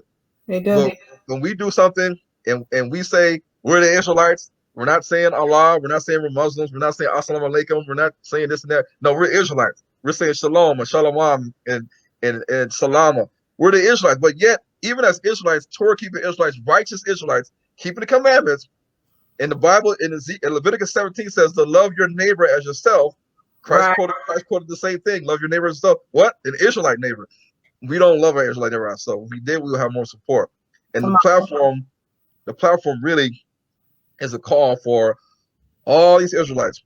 I don't care if you're in GLCC, I don't care if you're in IUIC, I don't care if you're in GMS, ISUPK. We have to start to understand that we cannot do anything when we're broke. We can't do anything in America. We can't get land if we don't want to come together. I'm not coming together with this brother because this brother says Ahaya. This brother he says Ahaya. I mean, we're not dealing with him. We can't deal with that. We can't oh, I'm not dealing with this brother because he's saying Yawahashi. I don't believe in that. I say Yahusha. I don't believe in this brother because he says that all white people are Edomites. I don't believe in that. We can't deal with him. He can't be a part of the group. He can't be a part of the platform. These are things. These are petty little things that keeps us separated. Well, I don't deal with Ron Dalton. Ron Dalton makes movies and books, and he's only about he's trying to sell the truth. But these are kind of crazy things you see Ron Dalton trying to sell the truth. But would you rather support what the Bible says? Do not muzzle the ox of the workers worthy of his wages. We got to understand that Israel. How do we expect to have businesses and to rise up if we don't even want to support our own people? We have a business. Well, why are you charging $2? Why are you charging $30 for a garment? It should be free. It should be $15. You should get a discount. Well, we got to understand that we don't pay for discounts when we go to the Gentiles. The Gentiles, they charge us full price. You go to the Korean store. If they feel good that day, they say, "Oh, you want this here right here? I give it to you for $29.99 instead of $40. How's that help you, sir? Thank you. All this stuff. We gotta understand they don't have to give you a discount. They give you a discount at the goodness of their heart. They feel like doing that. Just like if you go to the gas station in Detroit and you say, I need 20 on pump 4, and you whip out $15, and then you have 4 singles, but you say, man, I just have 4 quarters, but I don't know where it's at. The Arab guy can either say, he can either sit there and look at you and wait for you to try to muster up $20 and find 4 quarters, or he can say, don't worry about it, boss. Don't worry about it, brother. Don't worry about it, whoever, my friend. It's true. Okay, let's go. You owe me next time. So these are kind of things that we go through, and we always see that when we do something good, the other nations will say, "Oh, you're a filmmaker," and they say, "Well, is that what you do for your life?" I said, "No, I'm a physician assistant. I'm a physician assistant." What's that? You know what a physician assistant is? Oh, a physician assistant, like in a hospital. Yes. Oh, good for you. That's good for you. Good for you. Like, good for me. What do you mean it's good for me? Like it's like when Black people are doing something great, good for you. Good for you. That's good for you. Like we're like a little kid. Like, oh, great. You beat the odds. You beat the odds. But we should always beat the odds, and we can beat the odds if we stick together. That's right. Stick together, we can beat the odds. We can have our own things, and everybody can say, well, filmmaker. Oh, really? Where's your film at? Like, I didn't see it on Netflix. I didn't see it on YouTube or Amazon or Hulu. It's on Hebrew Sneakers TV. Hebrew Sneakers TV? What's that? Go to Roku. Go to Amazon Fire. Go to iOS. Go to Android. So with the platform, we are going to have a Roku app. We're going to have an Amazon app. You have apps on your smartphone like iOS and Android where you can just click the app. When you click the app, the page opens up. Now you see all these movies. Just like when you click on your remote control. And many people's remote controls now already have the Amazon button on there and the Netflix button. So it's already programmed into remote control. All you got to do is press the Netflix button, boom, Netflix comes on, and you see all the movies. It's so simple. You don't have to navigate and say, well, I got to do this. I can't find it, right? I can't find it. No. With the branded apps like Roku, Amazon, iOS, and Android, now all you got to do is either sit and look at your phone or go to your smart TV, and you go to your Roku, and then you click search, you type in H2N TV or Hebrew Studios TV, and bam, there it is. Download the app. Now, when you're at night and you're tired of looking through Netflix, I can't find. I already watched all this. You say, I already watched everything on Netflix. I'm tired of this. What else can I watch? Go to Hebrew Studios TV and watch something else. IUIC has an app. I didn't know this until recently, but IUIC has an app. Israelites United in Christ. They have an app. So it's not something we can't do. You just have an app. You click on the app. Now you have content. The easier to get the content, the better. And we have to start streamlining so that we can get more people on this platform and become subscribers. Because at the end of the day, when you look at the amount of money we're paying every day to the Gentiles, it's more than $9 a month. We know this. And most Black people say, well, Ron, we can't afford $9. Yes, most Black people that I know, whether they're in Detroit, New York City, where they could be anywhere, Florida, you can afford $9. It's what's important to you. What's important to you is you're gonna spend that $9. You can go get a brush, you can go get a pick, you can go get a do-rag, you get money on whatever it is. You have $9, and a lot of us have an internet service on our phone. We have Netflix. That means we have the internet. That means we have a subscription. If you said I saw Power at Ghost the other night, that means that you paying for stars. Right. Or somebody's house paying for stars. You go over and you watch it. So black people have the money to pay stars. They have the money to pay for Lifetime. They have the money to pay for Redbox and everything else in this stuff. But let's see the excuses that we have to support our own platform. Because if I say, well, it's $9 a month for subscription, you know, what we will do, we'll say, well, let me pay the $9. You know, go on there. You say, well, Ron only has 100 or 50 to 100 things on there. He don't have much stuff with Netflix. I don't like this. I'm canceling my subscription. This is the kind of stuff that we do, but we don't understand that everything has to start off at a beginning, and then it grows. Yes. We have to understand that starting off at the bottom and getting to the top, it takes a lot of perseverance and hard work and dedication and trials and tribulation and fighting and doing a lot of stuff. It's not easy. It's not easy starting from the ground up. When Puff Daddy was an executive with whatever it was, whatever that place where he's working for, and then he became the CEO, and then he became his own company, Bad Boy. He had to work to get to that. Yeah. Same thing with Master P. People see Master P doing big things, but Master P is always on the mindset of getting to the top and doing things on his own. You know, being his own boss. And we gotta stop always want to be the employee of the other nation's platforms. YouTube, Facebook, Instagram. I already showed you it's not a black person that controls these platforms. Right. It's not our people. Right. Same thing with MGM, Warner, Columbia, Universal, Walt Disney, Marvel, Comcast.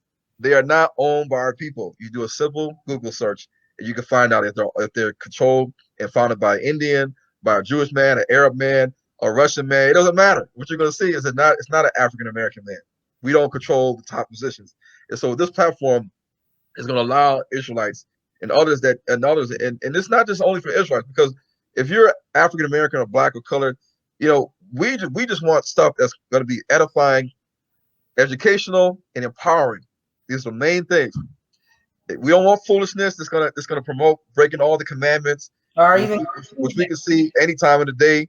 We can watch movies that break all the commandments. We can watch movies that deal with immorality, and we don't agree with that because that's not our lifestyle. That's not our religion. That's not how we move. But we want to see content for our kids and for young adults and older adults that we can be proud of. We can actually build and help one another, because a lot of people today are really going through a lot. And to see positive things does something to your mind. It does something to your heart. You know, seeing a good movie and it has a nice ending, a good ending, it makes you feel good at the end of the day. But if you're looking at a constant ratchetness and drama, and you watch when I watched American Skin and I watched it to the end, I said, man, it was a waste of a good. It was good, but it was a waste of a good movie. Exactly. When I was with my friends, and my wife's friends was like, Ron, you guys should watch Queen and Slim. I said, Queen and Slim, what's that? He's like, check it out. He showed me the trailer. I said, it's like a good movie. We went to the movies, watched it. It was a good movie. And then I got to the end. I was like, I told my wife, I said, watch this black guy right here in this car. Watch this black guy riding the car in the old school. I said, I bet you he's gonna do this. And my wife was like, John, just give him a chance. They might make it. They might get to their destination and they have a happy ending. I said, no, that's not how it works. That's not what they gonna show us. Right. Remember, it's the narrative that they're trying to show you. And lo and behold, I said, man, and I was just so sad when I walked out of the movie. But we already gave them my money. They already took my money. I can't get it back. And the narrative in your brain is stuck. It's stuck. It's stuck. But can you said something, Brian? I don't even know if you realize how powerful it was. You basically said that you talked about the commandment about how we are supposed to love our neighbor as ourselves. This platform actually helps us to put in effort to push that commandment forward. It helps us to show love to our neighbors and also support one another. So for those that are watching that may kind of like be on the fence concerning it, it's really time for us to come off of all of those other platforms, because when you really dive into the research and find out what these people are tied into, It's deep, it's dark, and it's demonic. It's time for us to support, just like Brother Ron said, it's time for us to support stuff that edifies, that helps to build, to mature the body, because the body is right now, it's immature. There's a lot of stuff that's going around that's not accurate, that's causing confusion. So this is a time for us to come and unify, support Brother Ron and everything that he has done. Like, Yah is really using him to help uplift, you know, the house of Israel. And it's time for us to come together as brothers and sisters and unify in the forefront, you know, stuff that is going to edify us. We're tired of watching the narrative of our sons and daughters be shot down. Like, Netflix came out with a movie during the summertime that was just, it was just so crazy.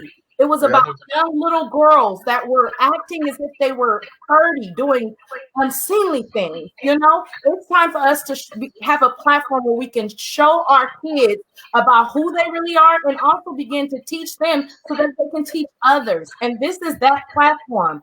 It's time for us to join in together, you all. It's time to cancel everything else. I don't know if you're watching, but it's time to cancel Netflix and everything else that goes along with it. Y'all need to come on over to this H2N and come on and support them.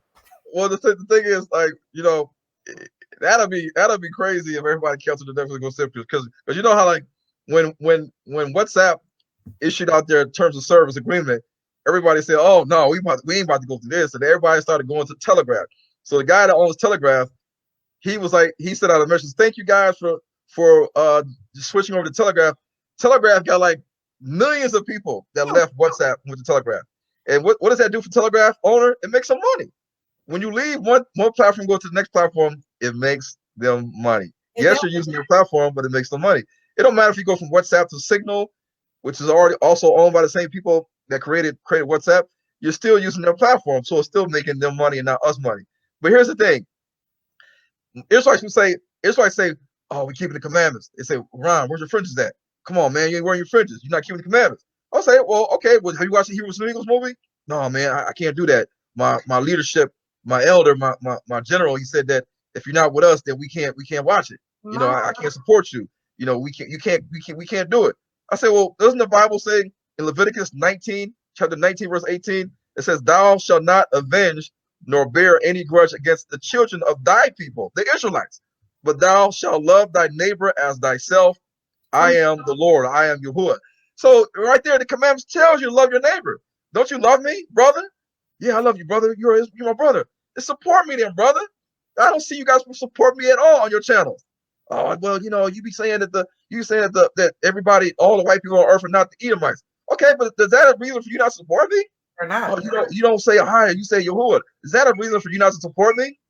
"Oh, you believe in the Holy Spirit and speaking in tongues. We don't believe in that, brother. We don't believe in baptism. But is that a reason not to support me?" Come on. You know, Come you know, on. it's a lot of stuff that keeps us from supporting one another. Yes. You know, "Oh, well, you know, it's a Saturday. I can't watch a movie on Saturday." But you just looking at your phone, ain't you? I said, "That's a screen, ain't it? You looking at a screen on your phone. You're looking at videos on your phone, but you can't look at a screen." Now, I'm not saying you're supposed to do that, but you know, I've heard people say a lot of things like, you know, "Ron, you know, I can't do this today because, you know, it's this and that." I'm like, all these excuses. Like, brother, I'm not asking you to do it right now. If you want to wait till after Shabbat to watch a movie, then watch the movie on Sunday. Right. But we all know that a lot of Israelites right now on Saturdays or Saturdays or Sundays, they're whether they follow the lunar calendar or the Gregorian calendar, they are watching TV or movie, whatever, on their TV. So don't give me the stuff about, "Well, I can't." Yeah, don't not tell me I can't watch a movie on the Shabbat. You know, I can't do it. I'm pretty sure this morning, today, your kids were watching TV. You were watching TV. You looked at your phone. The TV is just a big screen like your phone. You know, so don't give me that. You know, so there's a lot of excuses we have to support one another, and we got to stop doing that. You know, and I always say, don't look at it like I'm giving Ron $9 so he can get rich and he can buy a big house and have a Range Rover, and he gonna say he gonna make another movie and he ain't gonna do it. Well, haven't I been making movies since I've been saying I'm making movies? Come on. Movie after movie after movie after movie, book after book after book, webinar after webinar, conference after conference. People are seeing me in the flesh. Everybody's seeing what I look like. They met me in person. I'm not hiding behind an avatar. I'm not like the Wizard of Oz behind the curtain. You don't know who I am. I'm just telling you to do all this stuff, but you don't know who I am. No, people are seeing the work. They're seeing the fruit. It's and true. everything that I put out. is for the benefit, for the edification and empowering of Israel. When you look at the Curse of Israel movie, you look at Hebrews 1, the Revelation, you look at the Message. These are all positive movies that it helps our people. And so we got to understand that it's not about, I don't want to make him rich. He's trying to sell the truth. Look at it as support. So even if you get $9 deducted out of your account every month, you're supporting a brother that is trying to do something that nobody else is doing right now. And it's hard to start from the bottom and get to the top. We got to understand the concept. If this brother wins and these Israelites win, then eventually we're all going to win. We all can win from this. And that's what we have to understand. We all can win from this if we stick together, because marketing advertising is a huge tool that prevents a lot of traffic and a lot of business, which business equates to money and feeding your family. If we're all just unified and we don't support one another, even what good is a commercial if I only put it on my platform? That's right. What good is a commercial? Me saying, go to www.thenegronetwork.com, watch the movie, stream the movie, go to Amazon, go to Vimeo. What good is that commercial if the only place where you can see it is on my platform? And you got all these Israelites in the United Kingdom and Jamaica and Africa and all parts of the United States of America, and they got these YouTube channels. They're putting out YouTube videos every other day. You're getting 20,000 views, 30,000 views, 100,000 views, but not one person, or not the mass majority, are not putting out commercials and saying, hey, we got an Israelite Ryan, come on, another movie, check it out. It drops December 20th. No, if nobody's doing that, it's a sad state that we're living in. It's a sad state. You know, we all saw when Black Panther was being announced as about to drop on this date. Everybody was all excited. Oh, Black Panther drops tomorrow. Black Panther drops Friday. Everybody got Africaned out. They went to the theater. They had parties. They were drinking parties. They were just celebrating. Everybody was doing all this and stuff, and everybody just packed the theater for Black Panther because they all knew it was coming. Who? Black people. Whether you're woke or whether you're not woke, whether you're Israelite or not an Israelite, whether you're Christian, we still packed it out. Who made all the money? Marvel and Walt Disney Studios. If you do the research like I did earlier on Google, you can research who owns Marvel Studios, who founded Walt Disney Studios. You will see that it's not a Black person. So all the billions of dollars that was made through Black Panther is not going to the Black community. And add the clothes to it too. All the clothes and the shenanigans. All the clothes. Right. Yeah. If you look at the amount of money that Chadwick Boseman got paid from Black Panther and how much money that Black Panther made, it's a slap in the face. It is. And Chadwick Boseman passed away. Yeah. He just passed away. So the brother didn't even live to see the complete fruit of what Black Panther has done. But guess what? Black Panther is making Marvel Universal money. Because guess what? They're gonna do a Black Panther 2 and a 3. Whether they use a woman or not, or another Black man, they're gonna play out the fact that Black people are gonna continue to support us. That's right. That's right. Well said. Let me see. Ryan, you answered all the questions. Like, I had 10 questions for you today, but you answered all the questions with the information that you brought forth. There's not really much questions inside of the chat box. Do you want to talk about any of your upcoming conferences that you're about to have? Yeah, well, okay, so you saw the H2N Studios.com. Now that's a website. That's a website for the content creators. Content creators website to go to. You want to get your content on there and submit your application, and then we will review it. We're not telling you that you can't be on YouTube no more. We're not telling you can't try to submit to Netflix and Amazon. You can try to do that. You can try to get your movie on Netflix. You can try to get your movie on Vudu. You can try to get your movie on Amazon Prime Video Direct. You can go through everything that I went through.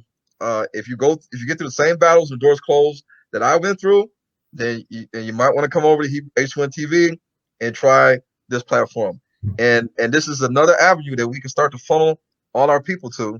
You know, it's like getting a large crowd of people and say, come on over here, guys. Come on, everybody come over here. So that we can start to funnel the truth and the narrative and the way we want to do it at the same time, help everybody. So we're planning on launching, I would say we're in February about to be. I mean, I would probably say we're looking at the end of March or April. We're working on the apps right now, and we're building and loading up content for the actual platform, which is going to be which on the URL is going to be www.Hebrews to Negroes TV or www.H2N H2NTV.com. So on the internet, if you have a TV, like a internet TV, you can just go to the URL www.HebrewsToNegrosTV.com or www.H2NTV.com. Now, if you try to go there now, you're not going to see anything. And the apps, when they're available and we launch the apps, then people will be able to click on the app by simply going to Roku, Amazon, and searching for the app. So just like if you wanted to download IUIC app or Dame Dash Studios or whatever it is, you want to if it's not on there, you want to download it like Redbox or YouTube, just search it, download it. Then it's on there permanently. And so that's the way, the easiest way you're gonna be able to access this if you have a Roku TV or Roku device or Amazon Fire. And that's it for the platform. We have other things that we're trying to do, and of course, in further down the line with the platform, which is going to be major, but it depends on the success of this platform. And then the only thing I gotta say about the conference is, I got a conference in Virginia. It's the 5th and the 6th. I think it's a Friday and a Saturday, and I'm gonna be down there putting out a lot of deep, mind-blowing information in regards to preparing for the last days. Trust me, it's a lot of stuff you guys need to see. It's a lot of stuff. It's so much stuff that I don't know if I'm gonna get through all of it. I always get sad and I always get like disappointed when I look up and the pastor's like, "Ron, it's 6 o'clock," and I'm like, "Dang, I still got a lot more that I wanted to show you guys." And some people say, "Well, we'll stay longer." Some people say, "Well, I got to hit the road. I got to get something to eat," and I understand all that because there's a lot of information. Unfortunately, I can only talk so fast and slow things down. So that conference is going to be Friday and Saturday in the Richmond, Petersburg, Virginia area. If you wanted to register for that, you can still go to www.thenegronetwork.com. Come on out to Richmond, Virginia, Petersburg, Virginia area, and fellowship with the Israelites and hear what I got to say. And we're not letting any snow stop us. I know in Michigan we got like 2 or 3 inches of snow, but that's nothing. I mean, in Michigan, that's nothing. That's like child's play. Nothing gets shut down for 2 or 3 inches of snow. So down in Virginia, I'm pretty sure that it doesn't get as cold as Michigan, and any snow that does come to Virginia should be melting because 32 degrees is when ice freezes, and if it's 40 degrees or 50 degrees on the weather channel for Virginia, especially that part of Virginia, which is the south part of Virginia, I'm sure the snow will not stick to the ground, and that we shouldn't let certain things prevent us from gathering with the Israelites. That's the whole thing with COVID-19 has essentially shut down a lot of churches, a lot of Israelites.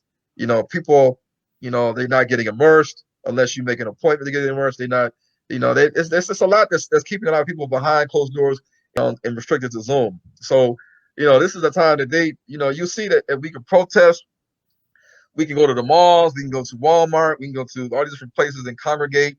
But then when you have like assemblies and different things of that nature, they have all these restrictions on churches and assemblies. And it makes you wonder that they don't want us to gather and assemble to start making plans for what we need to do and start talking about these things, what's happening. And I think that's about it. This is the new year, so Passover is coming soon in March. The Great Awakening Assembly Passover is going to be in Indianapolis, and I'm gonna tell you the dates real quick. Hold on. It's the dates is March the 26th and the 28th. March the 26th to the 28th. So the Great Awakening Assembly Indianapolis is having the Passover celebration. If you go to www.greathebrewawakening.org, www.greathebrewawakening.org, you can register or you can inquire about how to be a part of the Great Awakening Passover for March the 26th to the 27th. I guess in Indiana they're open more than we are in Michigan. Wow. So that's coming up, and I got some more movies I'm working on. The Message Part 2. I'm wrapping that up right now as we speak, and then I've been working on the production of The Curses of Israel Part 3, and then also Hebrews to Negroes 3, Sound the Alarm. I would show you the new trailer that I did for that, but I can't It seemed like the share screen is not working for the video part. But it will be the new trailer for the Hebrews Studios 3. The movie will be in the message, and then I'll probably add it into one of the YouTube videos that I do on YouTube so you guys can see it, because it's going to be heavy. It's going to be a lot of breakdowns of the nations listed in Ezekiel 38. The Cushites, the Puttites, the Persians or Paras, also the sons of Togarmah, the sons of Gomer, the sons of Magog or Gog, Meshach, and Tubal. We have to understand who these nations are in Ezekiel 38, because these are the same nations that are going to come against the Israelites that are dwelling in safety in unwalled villages and in peace and in rest. And we got to understand that's not going to be America. And I'm sorry. I'm so sorry. But from the research that I've done, the Most High has shown me these nations ain't going to all gather and muster up their army, like it says, an exceeding army. Sure. They're not going to muster up all this massive force of army to come to United States of America. No. So we have to understand the scriptures, understand the time frame we're living in right now, and understand that there is going to be an exodus. There is going to be martyrdom. People will die. The Book of Revelations is a movie about martyrdom, because people do die. Saints do die in the Book of Revelations.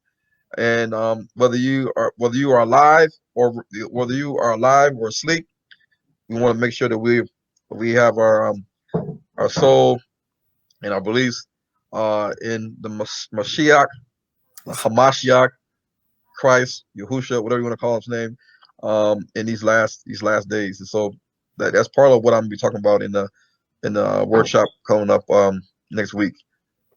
That's it.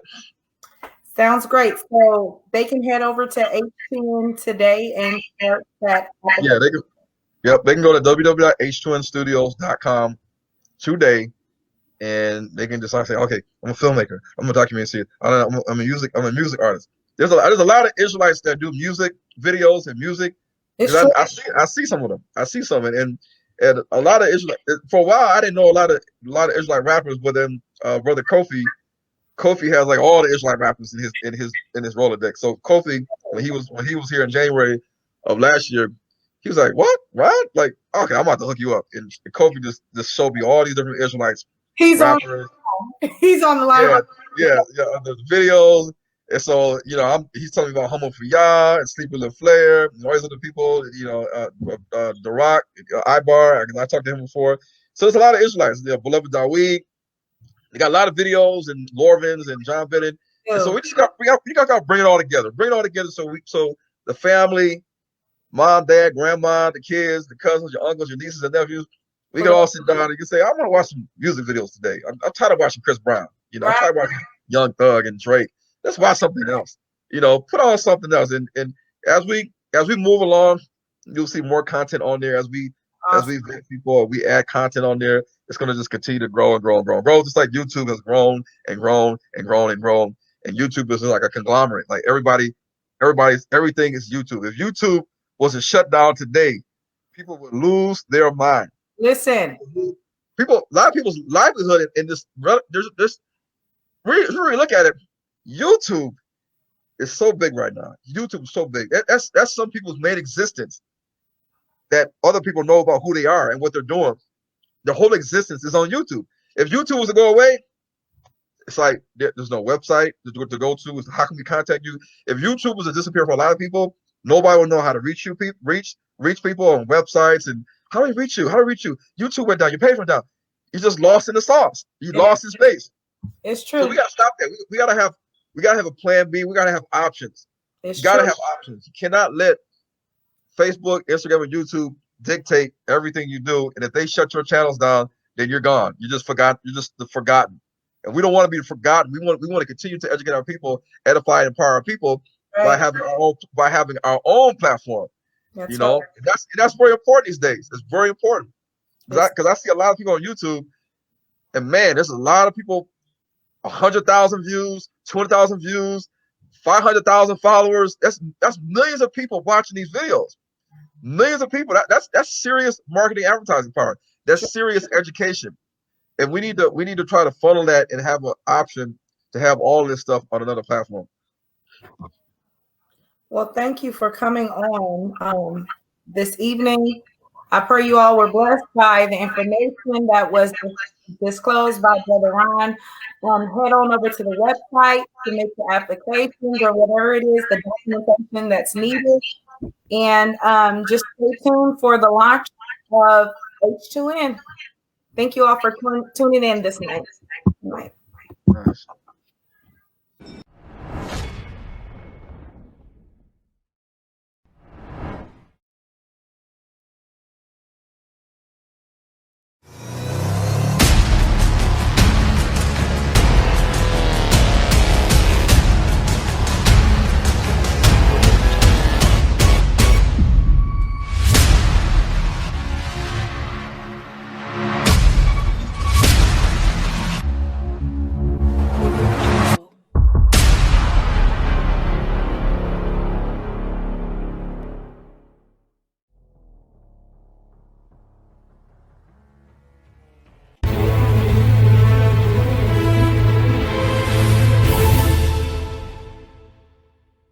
Only a few years ago, we were a discouraged people because we were the first to lose our jobs when Old Man Depression came along and the last to get them back.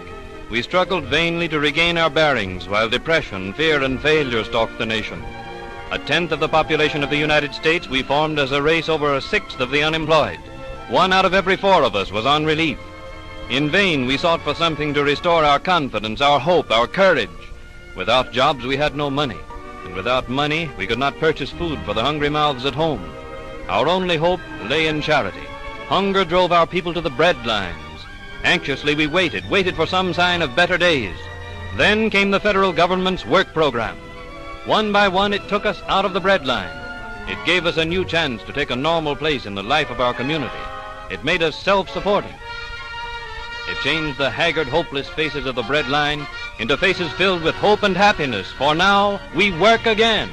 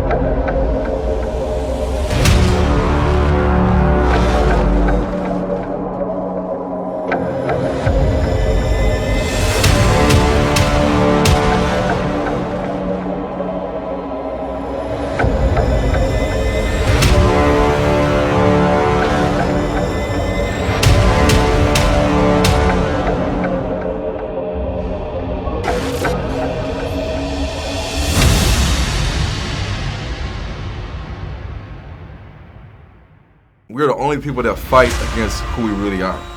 And I ask people, I say, go get your DNA test.